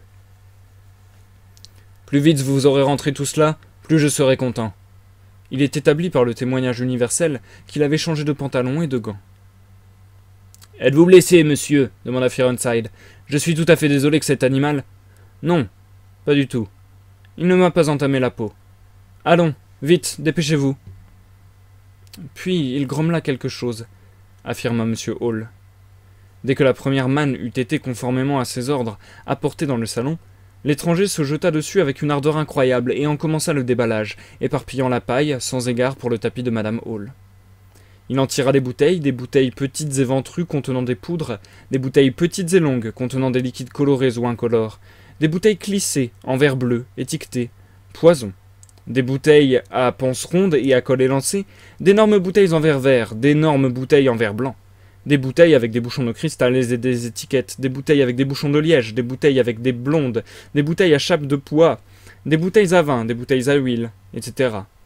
Il les mettait en rang sur le chiffonnier, sur la cheminée, sur la table devant la fenêtre, sur le parquet, sur les rayons à livres, partout, partout. Le pharmacien de Bramblehurst n'aurait pu se vanter d'en posséder davantage dans sa boutique. C'était une vraie curiosité. Les mannes, les unes après les autres, produisaient toujours des bouteilles. Enfin, quand tout cela fut vidé, la paille d'emballage montait à la hauteur de la table. Les seules choses qui sortirent de là, avec des bouteilles, ce furent un grand nombre d'éprouvettes, de tubes, et une balance soigneusement empaquetée. Le contenu de ces paniers n'était pas plus tôt déballé que l'étranger vint à la fenêtre et se mit à l'ouvrage, sans prendre souci le moins du monde, ni de la paille sur laquelle il marchait, ni du feu qui était éteint, ni de la caisse de livres, ni des malles, que l'on avait aussi montées. Quand Madame Hall lui apporta son dîner, il était déjà absorbé par son travail et occupé à verser dans des tubes quelques gouttes de ses bouteilles. Il l'entendit seulement après qu'elle eut balayé le plus gros et posé le plateau sur la table, non peut-être sans quelque mauvaise humeur causée par l'état dans lequel elle voyait son plancher. À ce moment, il remua la tête et tout aussitôt se retourna. Elle vit du moins qu'il avait ôté ses lunettes. Elles étaient à côté de lui sur la table. Il lui sembla que ses orbites étaient singulièrement creuses.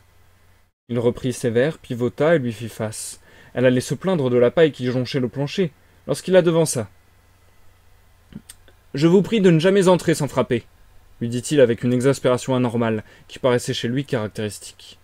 « J'ai frappé, probablement que... » « Peut-être bien. Mais dans mes recherches, des recherches vraiment très urgentes et très importantes, le plus léger trouble, le bruit d'une porte. Je suis obligé de vous demander... » « Parfaitement, monsieur. S'il en est ainsi, vous pouvez fermer à clé, n'est-ce pas ? Quelquefois. »« Bonne idée, » répliqua l'étranger. « Cette paille, si j'osais observer... »« Inutile. Si cette paille vous gêne, portez-la sur la note. » Et il murmura quelque chose entre ses dents. Des mots suspects, comme des malédictions. Il était là, debout, si bizarre, si agressif, une bouteille dans une main, un tube dans l'autre, que Madame Hall eut une sorte d'inquiétude. Mais c'était une femme résolue. « En ce cas, je désirerais savoir, monsieur, à combien vous estimez... »« Un shilling, mettez un shilling. C'est assez, n'est-ce pas, un shilling ?»« Soit, » dit Madame Hall, prenant la nappe et commençant à l'étendre sur la table. Il s'assit, le dos tourné, ne montrant plus que le col de son paletot. Il travailla jusqu'au soir, la porte fermée à clé, et ainsi qu'en témoigna Madame Hall, silencieusement, presque tout le temps. Une fois pourtant, il y eut un choc de bouteilles heurtées les unes contre les autres, comme si la table avait été bousculée, suivi d'un fracas de verre brisé sur le plancher, puis des pas à travers la chambre. Craignant quelque malheur, Madame Hall vint écouter à la porte sans oser frapper. « Je ne peux pas continuer, » répétait-il avec désespoir. « Non, je ne peux pas continuer. 300 000, 400 000, c'est l'infini. Voler, cela peut me prendre toute ma vie. Patience. Patience donc, insensé. Insensé. » On entendait en bas dans le bar un grand bruit de souliers à clous, et bien à contre-cœur, Madame Hall finit par renoncer à la suite de ce soliloque. Quand elle revint, la chambre était de nouveau silencieuse, moins le léger craquement du fauteuil, et parfois le choc d'une bouteille. Tout était fini. L'étranger avait repris son travail. En lui apportant le thé, elle vit des éclats de verre dans un coin, sous le miroir à barbe, et une tache dorée qui avait été sommairement essuyée. Elle la fit remarquer. « Portez-la sur la note, » répondit aigrement le voyageur. « Pour l'amour de Dieu, ne m'ennuyez point. S'il y a quelques dégâts, vous l'ajouterez sur la note. » Et il se remit à consulter une liste dans le cahier ouvert devant lui. « Je vais vous dire une chose, » annonça Ironside d'un petit air mystérieux. L'après-midi s'est avancé et l'on se trouvait dans le petit débit de bière d'Ipping. « Hein » fit Teddy Henfrey. « Ce gaillard dont vous me parlez, que mon chien a mordu. Eh bien, c'est un nègre. Du moins, ses jambes sont noires. J'ai vu cela à travers la déchirure de son pantalon, comme à travers la déchirure de son gant. Vous seriez attendu, n'est-ce pas, à voir quelque chose de rose? Eh bien, pas du tout. Tout à fait noir. Je vous affirme qu'il est aussi noir que mon chapeau. »« Parbleu !» s'écria Henfrey. « C'est un cas étrange tout de même. Pourquoi donc son nez est-il aussi rosé que s'il était peint ?»« C'est exact, » répliqua Ironside. « Je le reconnais, mais je dis ce que je pense. Cet homme est un homme pie, Teddy. Noir ici et blanc là, par taches. Et il en est honteux. C'est une espèce de métisse. La couleur lui est venue par plaques au lieu d'être fondue. J'ai déjà entendu parler de ça. C'est d'ailleurs ce qui arrive communément pour les chevaux, comme chacun sait. » Et c'est la fin du chapitre 3, les amis. On se marque une pause.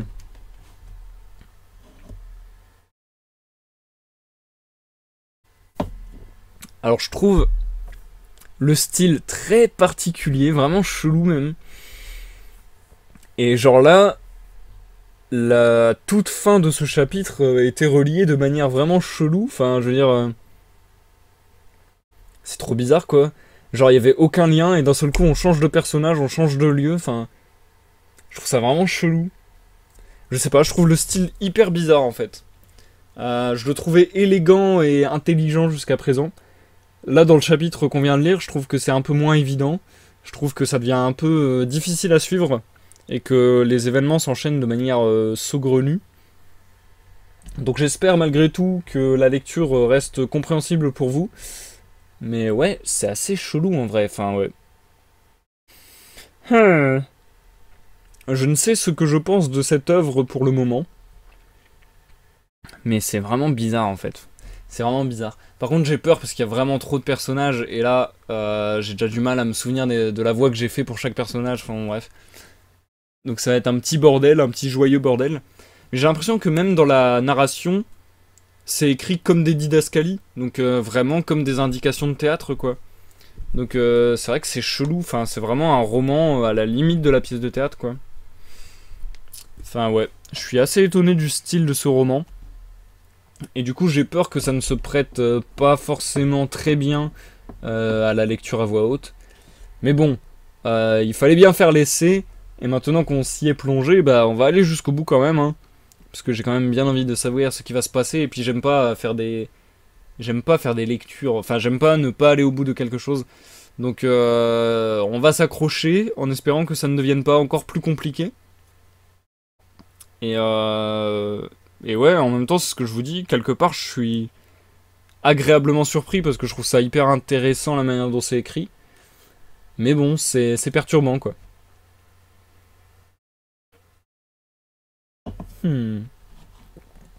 À vous de me dire aussi ce que vous en pensez, hein, n'hésitez pas. D'ailleurs, si on suit la logique que j'avais donnée en début de live, il ne nous reste plus que 2 chapitres à lire ce soir, ce qui risque d'aller très vite. Mais je pense qu'on va malgré tout camper sur nos positions et s'arrêter à 5 chapitres. Tout simplement parce que de cette manière, il y aura peut-être moyen de faire des lives d'environ 1h30, je pense. Et ça fera peut-être un peu de repos. Je pourrais peut-être faire des lives un peu plus régulièrement, mais un peu plus courts. Parce que là, les derniers lives, enfin les dernières lectures même, que ce soit Sherlock Holmes, que ce soit le mythe de Cthulhu, que ce soit même les lectures d'avant, c'est vrai qu'on commençait à tabler sur des lives de 2h30, 3h, 3h30, et que ça devenait vraiment difficile pour moi d'assurer des soirées aussi longues. Donc ouais, je pense qu'on va peut-être se recalmer et retourner vers les 1h30, 2h, ça sera pas mal. Entre 1h45 et 2h30, je trouve c'est vraiment l'optimal, je trouve. 1h30, je trouve que ça commence à faire léger. Et 3 heures, je trouve que ça commence à faire vraiment long. Mais voilà. On va essayer de se contenir de cette manière. Ouais, les chapitres sont tellement courts aussi. Voilà, je sais pas trop en vrai. Nous verrons. Vous me direz aussi ce que vous en pensez quand on arrivera au terme de ce live. Enfin, au terme théorique de ce live. En plus, demain, je vous avoue que pour la première fois depuis très longtemps, je dois me lever très tôt. Donc si je peux finir le live pas trop tard, ça m'arrange un peu. Parce que demain, je dois me lever à 5h45, un truc comme ça. Et quand j'ai mis mon réveil, il calcule tout seul combien de temps il me reste à dormir, quoi. Et j'étais en mode, ok, il me reste que 9 heures, sauf que je vais faire un live, donc il va me rester peut-être 6 heures. Sauf que je serai pas fatigué parce que je me réveille jamais aussitôt. Donc du coup, il va me rester peut-être 3 heures de sommeil. Enfin, ça va être un délire. Donc voilà.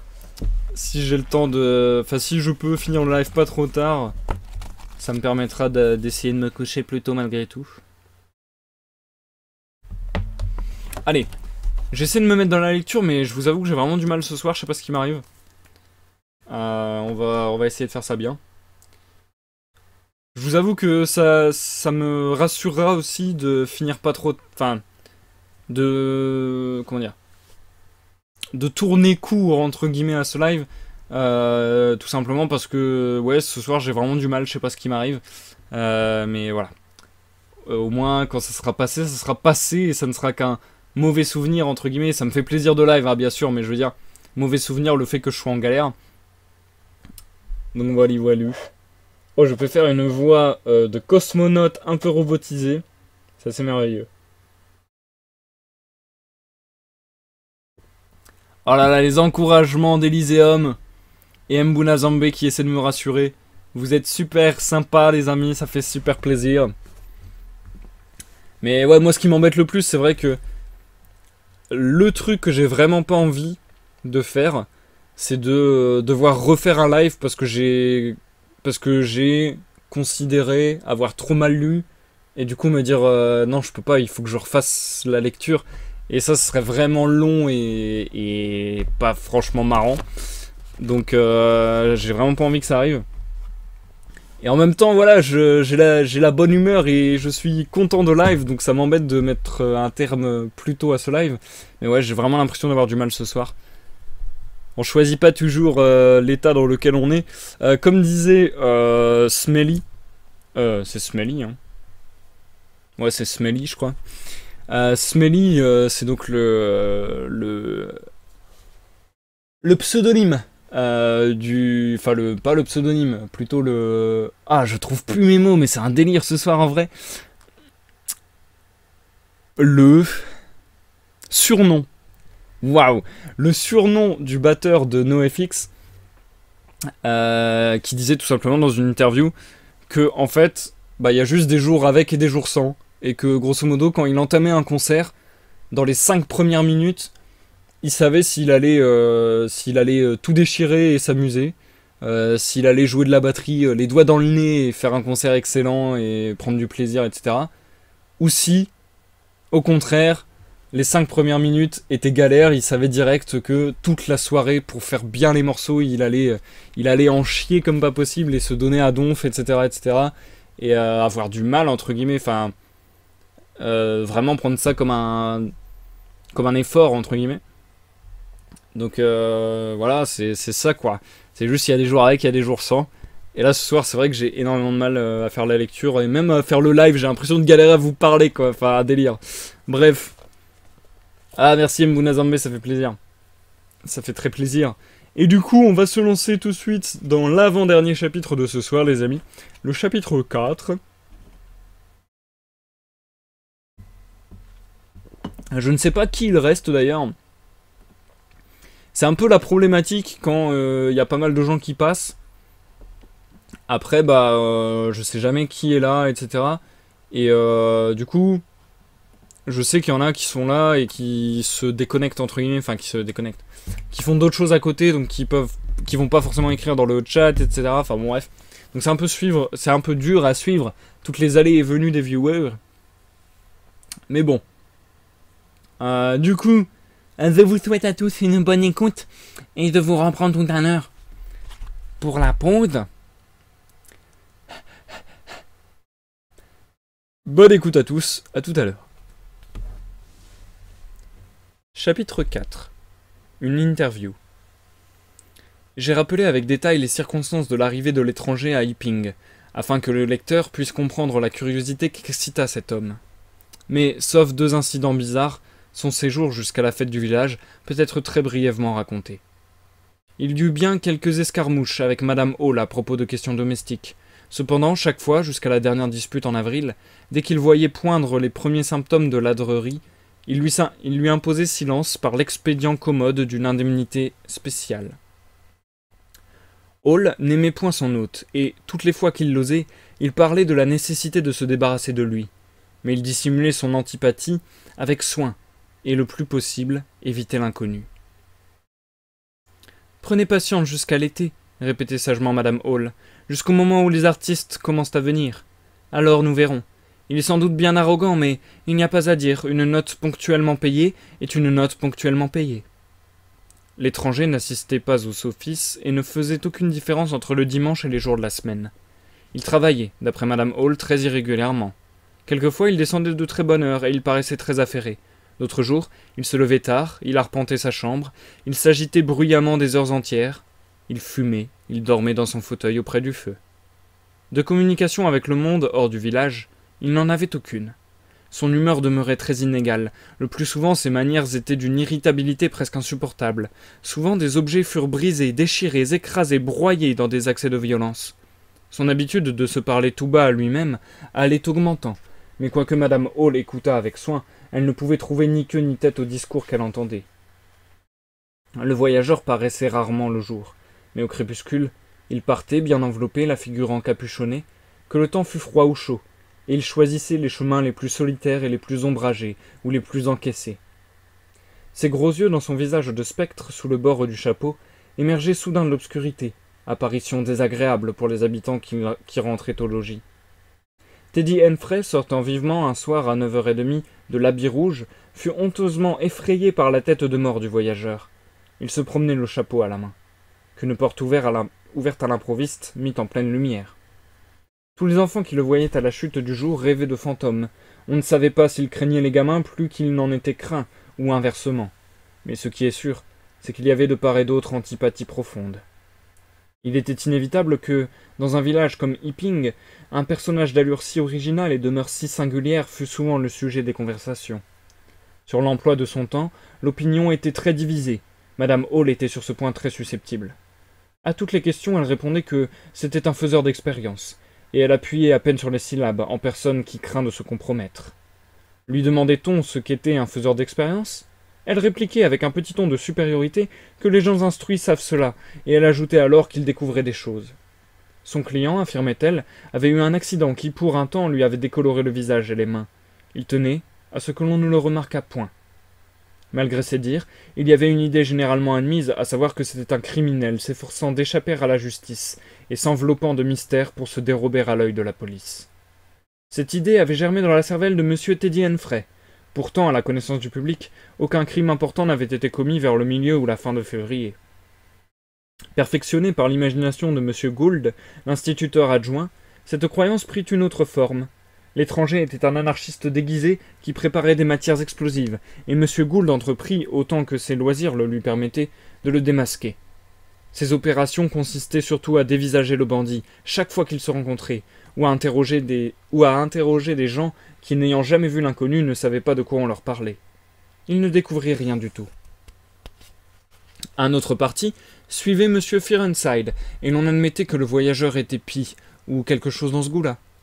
Ainsi, par exemple, Silas Durgan affirmait que si le phénomène voulait se montrer dans les foires, il ferait fortune rapidement. Étant un peu théologien, il le comparait à l'homme de la parabole qui n'avait qu'un seul talent. Toutefois, une autre opinion encore avait cours. L'étranger était un maniaque inoffensif. Ceci avait l'avantage de tout expliquer. Mais entre ces deux principaux groupes, il y avait les esprits hésitants et les esprits conciliants. Les gens du Sussex ont peu de superstitions, et ce ne fut qu'après les événements des premiers jours d'avril que le mot de surnaturel fut pour la première fois chuchoté dans le village. Même alors d'ailleurs, il n'y eut que des femmes pour admettre cette idée. Quoi que l'on pensât de lui, tout le monde à Epping s'accordait à ne pas aimer cet étranger. Sa nervosité compréhensible pour des citadins adonnés aux travaux intellectuels était pour ces placides villageois du Sussex un objet d'étonnement. Ses gesticulations furieuses, qu'il surprenait de temps en temps, sa démarche précipitée quand la nuit bien tombée l'invitait aux promenades tranquilles, sa manière de repousser toutes les avances de la curiosité, son goût pour l'ombre qui le conduisait à fermer ses portes, à baisser ses stores, à éteindre ses bougies et ses lampes, qui donc ne se fût préoccupé de pareille allure? On s'écartait un peu quand il descendait le village, et quand il était passé, les gamins moqueurs relevaient le col de leurs vêtements, rabattaient les bords de leurs chapeaux, emboîtaient le pas derrière lui, singeant sa démarche mystérieuse. Il y avait à cette époque une chanson populaire, intitulée Le Croque-Mitaine. Mademoiselle Satchel l'avait chantée au concert de l'école, au profit de l'éclairage du temple. Depuis lors, toutes les fois que plusieurs villageois étaient réunis, c'est l'étranger venait apparaître, les premières mesures de cet air partaient du groupe, sifflaient plus ou moins haut. Aussi, le soir, les enfants criaient-ils sur son chemin « Croque-mitaine !» quitte à décamper aussitôt prudemment. Cuss, l'empirique du pays, était dévoré par la curiosité. Les bandages excitaient son intérêt professionnel, les 1001 bouteilles éveillaient sa jalousie. Pendant tout avril et tout mai, il souhaita une occasion de parler à l'étranger. Enfin, aux environs de la Pentecôte, n'y tenant plus, il imagina comme prétexte une liste de souscriptions en faveur d'une infirmière communale. Il découvrit alors avec étonnement que M. Hall ignorait le nom de son hôte. « Il a donné un nom, affirmation tout à fait gratuite. Mais je ne l'ai pas bien entendu, déclara Madame Hall, tant il lui semblait bête de ne pas être mieux renseigné. Cuss frappa à la porte du salon et entra. Un juron parfaitement net lui répondit de l'intérieur. « Excusez mon importunité, dit Cuss. Puis la porte se referma, empêchant Madame Hall de saisir la suite de la conversation. 10 minutes durant, elle perçut le murmure des voix, puis un cri de surprise, un remuement de pieds, la chute d'une chaise, un éclat de rire, des pas rapides, et Cuss reparut la face blême, regardant par-dessus son épaule. Il laissait la porte ouverte, et sans y faire attention, il passa en courant dans la grande salle et descendit les marches. Elle entendit le bruit de sa course précipitée. Il tenait son chapeau à la main. Elle restait debout derrière son comptoir, les yeux tournés vers le salon. L'étranger sourit tranquillement, puis ses pas traversèrent la pièce, mais elle ne put voir sa figure de l'endroit où elle était. La porte du salon battit violemment, et la scène redevint silencieuse.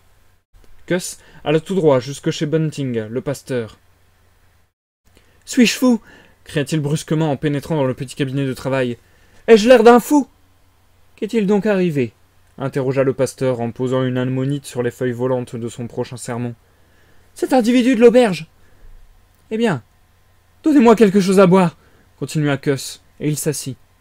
Quand ses nerfs furent calmés par un verre de sherry à bon marché, la seule boisson que put offrir le brave pasteur, il lui parla de la visite qu'il venait de faire.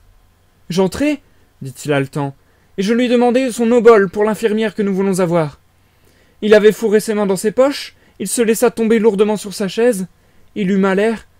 J'avais appris, ajoutai-je, qu'il s'intéressait aux choses de la science. Il fit « oui » et il renifla de nouveau. Il continua d'ailleurs de renifler tout le temps, évidemment il venait d'attraper un rhume infernal.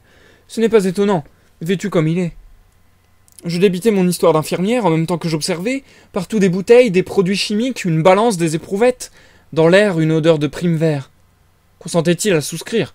Il répondit qu'il verrait. Alors de but en blanc, je lui demandai s'il faisait des recherches. Il me dit que oui. Longues ces recherches? Le voilà qui se fâche.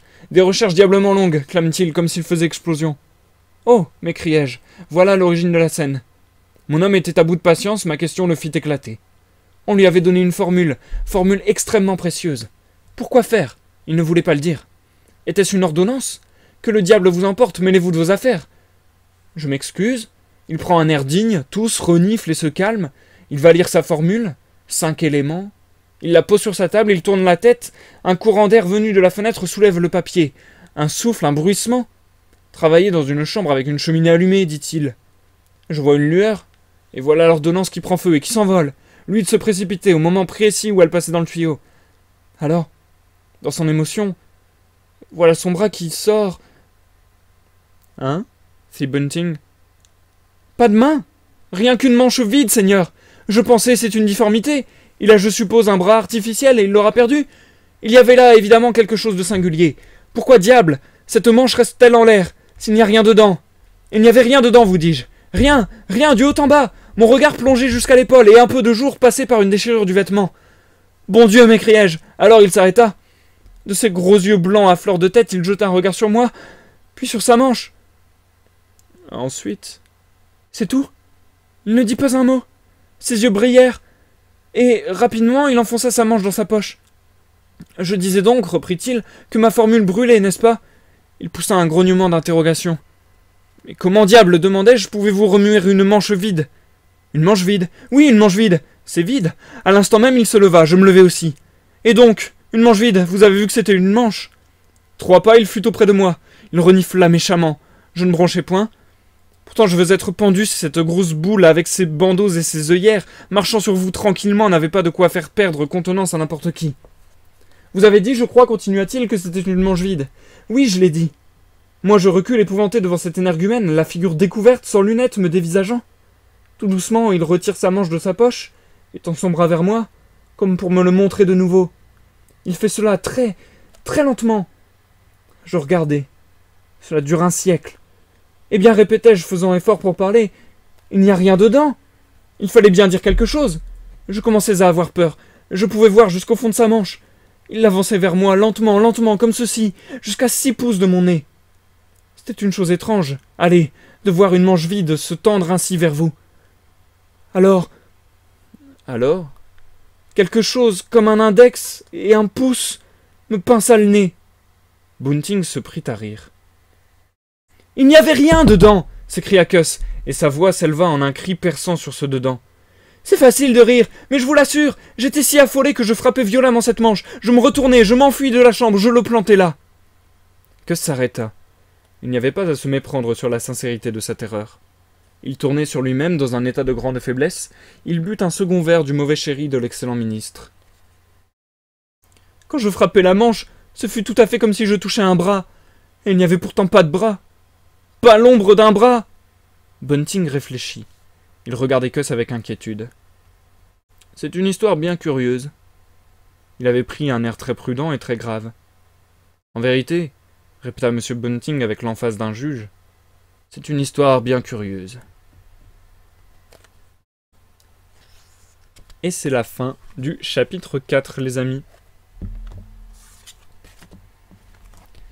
Nous marquons de nouveau une courte pause.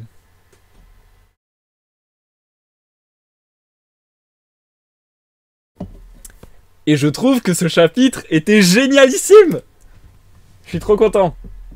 Déjà, bon, sans vouloir me la péter, n'est-ce pas, j'ai l'impression d'avoir beaucoup mieux lu que les premiers chapitres.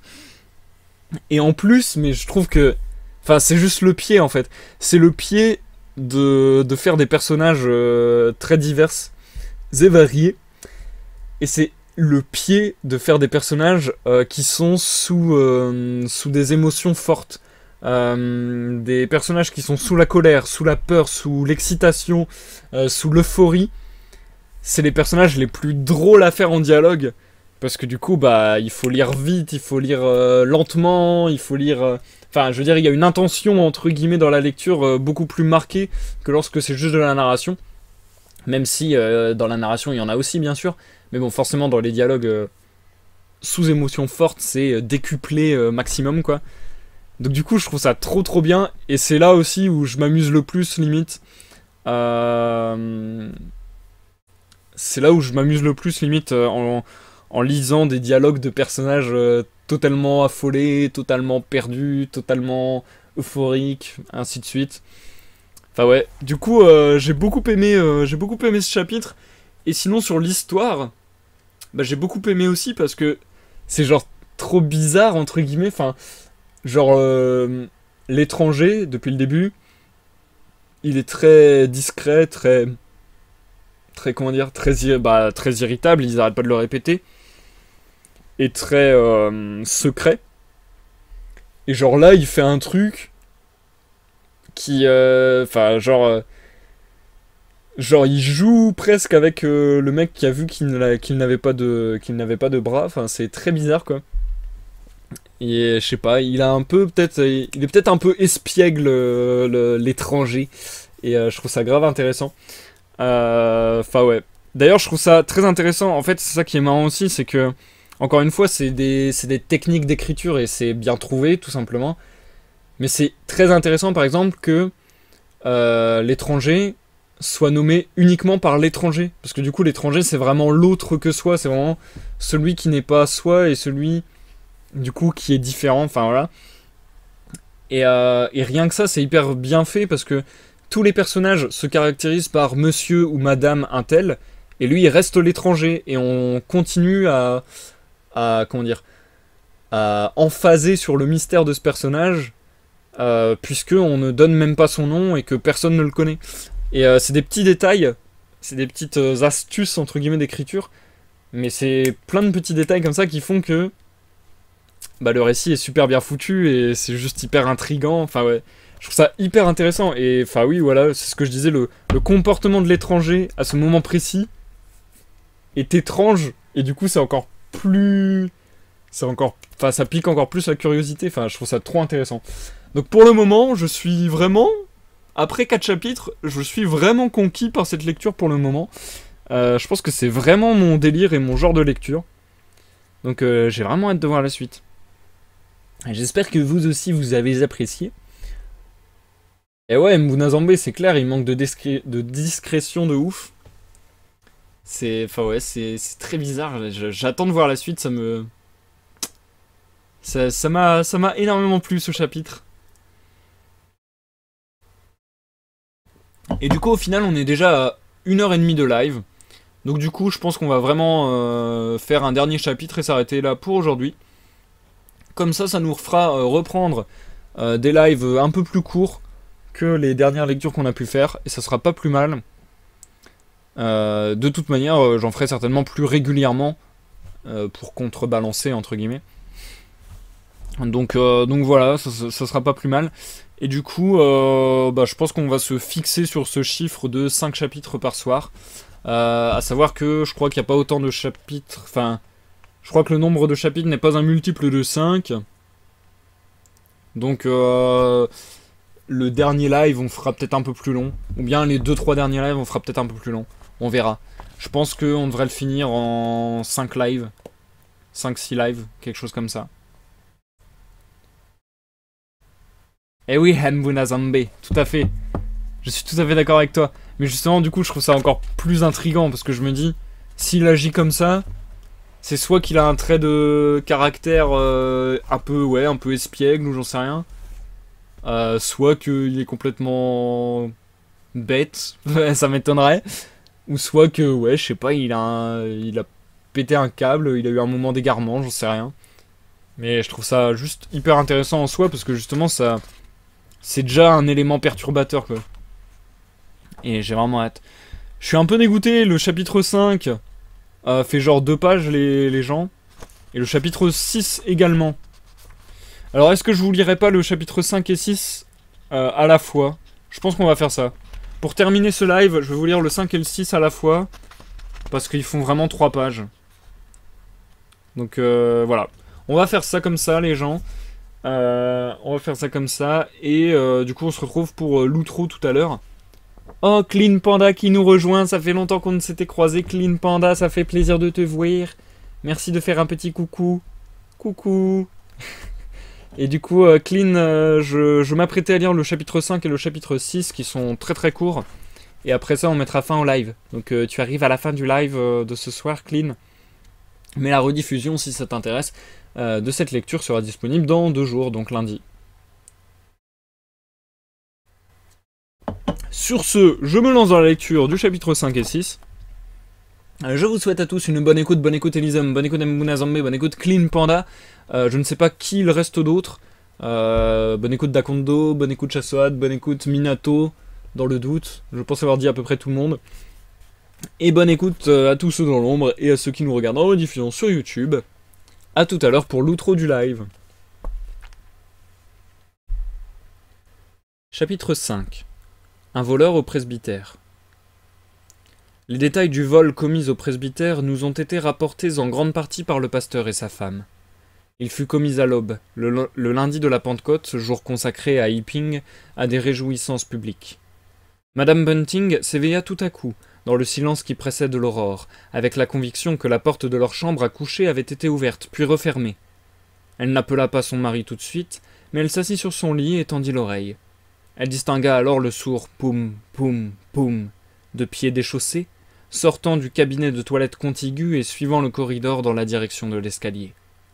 Dès qu'elle en fut bien sûre, elle secoua le plus doucement possible le révérend monsieur Hump Bunting. Il ne frotta point d'allumette. Il mit ses besicles, il passa la robe de chambre de sa femme, il enfila ses pantoufles et alla sur le palier pour écouter. Il entendit très bien remuer en bas dans son bureau, puis un éternuement sonore. Il rentra dans sa chambre, se munit de la première arme qui lui tomba sous la main, le tisonnier, et descendit l'escalier en prenant 1000 précautions. Madame Bunting resta sur le carré. Il était environ 4 heures du matin, ce n'était déjà plus la profonde obscurité de la nuit. Une faible clarté régnait dans le vestibule, mais le cabinet de travail dont la porte était entrebâillée était noir. D'ailleurs, silence absolu. Rien que le léger craquement des marches sous les pas de M. Bunting, et dans le cabinet de vagues bruits. Alors un tiroir fut ouvert, on perçut un froissement de papier. Puis un juron, une allumette frottée, et la pièce fut éclairée d'une lumière blonde. M. Bunting était à ce moment dans le vestibule, et à travers la fente de la porte il pouvait voir le meuble ouvert et une bougie allumée. Mais le voleur, il ne l'apercevait point. Il restait là dans le vestibule, ne sachant que faire. Madame Bunting, blême et haletante, s'était glissée jusqu'en bas derrière lui. Une considération leur donna du courage, la conviction que le cambrioleur était un habitant du village. Ils entendirent un tintement, ils comprirent que le voleur avait trouvé l'or mis en réserve pour les dépenses du ménage, en tout 2,5 livres. Cela décida M. Bunting à brusquer les choses. Ayant assuré le tisonnier dans sa main, il s'avança, suivi de près par Madame Bunting. « Rendez-vous » cria-t-il avec colère. Mais il s'arrêta stupéfait. La pièce semblait parfaitement vide. Cependant, il venait d'y entendre remuer quelque chose. Leur certitude était absolue. Pendant une demi-minute, peut-être, ils restèrent ébahis. Puis Madame Bunting traversa le cabinet et regarda derrière le paravent, tandis que son mari, par une inspiration semblable, regardait sous le bureau. Madame Bunting secoua les rideaux de la fenêtre. M. Bunting inspecta la cheminée, l'explorant avec le tisonnier. L'un fouilla la corbeille à papier, l'autre le seau à charbon. Enfin, ils finirent par s'arrêter et demeurèrent confondus, s'interrogeant mutuellement des yeux. « J'aurais pourtant juré, » fit Madame Bunting. « Mais la bougie » s'écria M. Bunting. « Qui a allumé la bougie ?»« Le tiroir, » reprit Madame Bunting. « Et l'argent a disparu !» Elle se précipita vers la porte. « C'est bien là le cas le plus extraordinaire !» Il y eut un formidable éternuement dans le corridor. Ils y coururent. Au même instant, la porte de la cuisine battit avec violence. « Apportez la bougie !» ordonna M. Bunting, et il s'avança. Il y eut un bruit de verrou rapidement repoussé. Comme il arrivait à l'entrée de la cuisine, le pasteur vit que la porte de l'office s'ouvrait également et que les premières lueurs de l'aurore baignaient les masses sombres du jardin. Il était certain que personne n'était sorti par là. Pourtant la porte s'ouvrit, resta ouverte un moment, puis se referma bruyamment. En même temps, la bougie que Madame Bunting avait apportée du cabinet tremblota et jeta un éclat plus vif. La cuisine était déserte. Ils visitèrent à fond le garde-manger, l'office, et enfin descendirent à la cave. Ils eurent beau chercher. Personne dans toute la maison. Le jour surprit le pasteur et sa femme au rez-de-chaussée, tous deux bizarrement accoutrés, continuant à ne rien comprendre, éclairés par la lumière bien inutile d'une bougie qui coulait. « C'est bien le cas le plus extraordinaire, » recommença le pasteur pour la 20e fois. « Mon ami, » dit Madame Bunting, « voilà Suzy qui se lève. Attendons pour remonter, qu'elle soit dans sa cuisine. »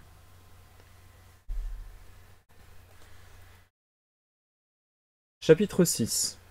Le mobilier qui danse. Pardon, je vais refaire ça. Chapitre 6. Le mobilier qui danse. Or, aux premières heures de ce même lundi de la Pentecôte, avant que Milly ait été tirée de son grabat par le jour, M. et Mme Hall descendirent à la cave.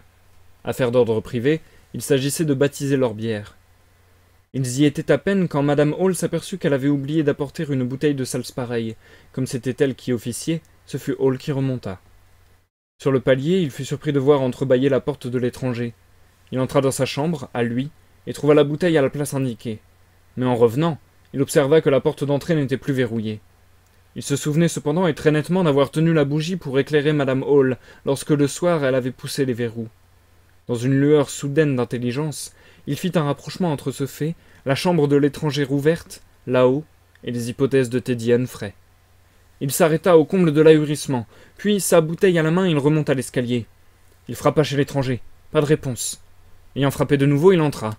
Comme il s'y attendait, vide le lit, vide la chambre, et, chose inouïe, sur la chaise et sur le bord du lit, étaient en désordre les vêtements de l'hôte, les seuls vêtements qu'on lui eût jamais vus, ainsi que ses bandeaux. Et même son grand et lourd chapeau, que l'on voyait planté sur la colonne du lit. Comme il se tenait là, la voix de sa femme sortit des profondeurs de la cave, avec cette manière d'avaler rapidement les syllabes et de hausser jusqu'à une note aiguë les derniers mots d'une interrogation, par laquelle le paysan du comté de Sussex a l'habitude de marquer son impatience. « Georges, tu as trouvé ?» À cet appel, il tressaillit et sortit précipitamment. « Janie !» lui dit-il par-dessus la rampe de l'escalier. « C'est vrai ce que disait Humphrey. Il n'est pas dans sa chambre. Il n'y est pas. Et la porte de la rue n'est pas verrouillée. » D'abord, Madame Hall ne comprit pas, mais dès qu'elle eut saisi, elle voulut voir par elle-même la chambre vide. Hall, tenant toujours sa bouteille, commença par redescendre jusqu'en bas. « S'il n'y est pas, ses vêtements y sont. Et que peut-il faire sans ses vêtements ? Ma foi, c'est bien singulier. » Comme ils remontaient tous deux, ce fut reconnu exact par la suite, ils crurent entendre la porte de la rue s'ouvrir et se refermer. Pourtant, la voyant close, rien n'apparaissait d'anormal. Ni l'un ni l'autre à ce moment-là n'en dit un mot. Madame Hall dépassa son mari dans le corridor et arriva en haut la première. Quelqu'un éternua dans l'escalier. Hall, qui suivait à 6 pas, crut que c'était sa femme. Elle, étant au-dessus, s'imagina que c'était lui. Elle poussa violemment la porte et s'arrêta sur le seuil de la chambre. « Ah, bien, en voilà une affaire !» s'écria-t-elle. Il lui semblait qu'on reniflait tout près derrière sa tête. S'étant retournée, elle fut surprise de voir que Hall était encore sur la dernière marche, éloigné d'une douzaine de pas. Mais en une seconde, il l'avait rejointe. Elle se pencha et mit sa main sur l'oreiller, puis sous les couvertures. « Froid. Il est levé depuis 1 heure au moins. » Elle en était là quand se produisit une chose invraisemblable. Les couvertures se réunirent d'elles-mêmes, se dressèrent en une espèce de montagne, et sautèrent rapidement par-dessus le pied du lit, tout à fait comme si une main les eût empoignées et jetées de côté. Aussitôt après, le chapeau fit un bond, tournoya en décrivant presque un cercle, et s'élança droit au nez de Madame Hall. Puis la chaise, laissant tomber habits et pantalons, riant sèchement d'une voix toute semblable à celle de l'étranger, se tourna avec ses 4 pieds dans la direction de Madame Hall, parut un instant la viser, et fondit sur elle. La pauvre femme poussa des cris et fit demi-tour. Alors les pieds de la chaise, s'appliquant avec douceur mais avec fermeté contre son dos, l'obligèrent à sortir de la pièce, et son mari ensuite. La porte battit violemment sur leurs talons, et fut refermée à clé. Chaise et lit, pendant 1 minute, semblèrent exécuter une valse triomphale, et tout brusquement rentra dans le silence. Madame Hall tomba presque évanouie dans les bras de son mari sur le carré. Ce fut avec la plus grande difficulté que lui et Milly, qui avaient été réveillés par un cri d'alarme, réussirent à la porter en bas et à lui faire prendre le cordial usité en pareil cas. « C'était des esprits !» dit Madame Hall. « Je suis sûre que c'était des esprits. J'ai déjà lu dans les journaux des histoires de tables et de sièges qui se soulèvent et qui dansent. » « Encore une gorgée, Janie. Cela vous fera du bien. »« Laissez-le dehors, fermez la porte. Ne le laissez plus rentrer. Je m'en doutais, j'aurais dû savoir. Avec ses gros yeux, sa tête couverte de bordeaux. Il n'allait jamais à l'église le dimanche. Et sa collection de bouteilles. Il a introduit des esprits dans le mobilier. Mes bons vieux meubles, c'était juste sur cette chaise que ma pauvre chère maman s'asseyait quand j'étais petite. Pensez qu'elle a pu se lever contre moi. »« Encore une gorgée, Janie. Vos nerfs sont bouleversés. » Vers 5 heures, sous les rayons dorés du soleil levant, ils envoyèrent Milly éveiller M. Sandy Vadgers, le forgeron.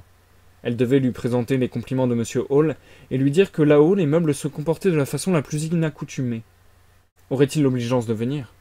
C'était un homme habile que M. Vadgers, et plein de ressources.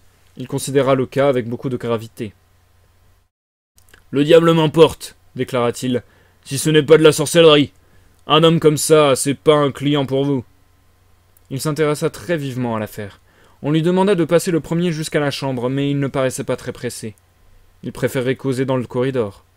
Sur ces entrefaites, arriva l'apprenti de Huckster. Il se mit à ouvrir la devanture du bureau de tabac. On l'invita à prendre part à la discussion. Naturellement, M. Huxter parut au bout de quelques minutes. Les habitudes parlementaires de la race anglo-saxonne se manifestèrent une fois de plus. On bavarda beaucoup, et l'on ne prit aucune résolution. « D'abord les faits, dit M. Sandy Vadgers. Assurons-nous que nous sommes dans notre droit en forçant sa porte. Une porte fermée à clé, on peut toujours la forcer, mais ensuite, il n'est pas facile de la remettre en état. » Tout à coup, aventure prodigieuse, la porte de la chambre se poussa d'elle-même, et comme ils la considéraient muet de surprise, ils virent descendant l'escalier la figure emmitouflée de l'étranger, qui roulait des yeux plus noirs et plus blancs que jamais derrière les énormes verres de ses monstrueuses lunettes. Il marchait avec raideur, avec lenteur, toujours farouche. Il traversa le vestibule et s'arrêta. « Et ceci » dit-il. Tous les yeux suivirent la direction de son doigt ganté. On découvrit la bouteille de salse-pareil tout auprès de la porte de la cave. Alors l'inconnu pénétra dans le salon, et brusquement, grossièrement, il leur envoya la porte au nez. Pas un mot ne fut prononcé jusqu'à ce que tout bruit eût cessé de retentir. Ils se regardaient fixement les uns les autres. « Eh bien, celle-là est encore plus forte, par exemple, » dit M. Vadgers. Et il n'acheva pas sa phrase. Il ajouta, s'adressant à M. Hall. « À votre place, je l'interrogerai. Je lui demanderai une explication. » Il fallut quelque temps pour amener à cette idée le mari de la patronne. À la fin, il frappa, passa la tête, et put dire « Excusez-moi. »« Allez au diable !» cria l'étranger d'une voix terrible. « Et fermez la porte derrière vous !» Ainsi se termina cette courte visite.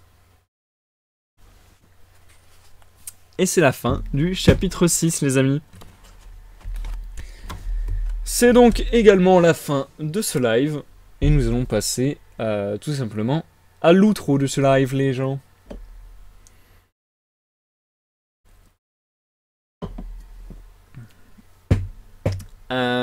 Dakondo, désolé que tu aies été déconnecté.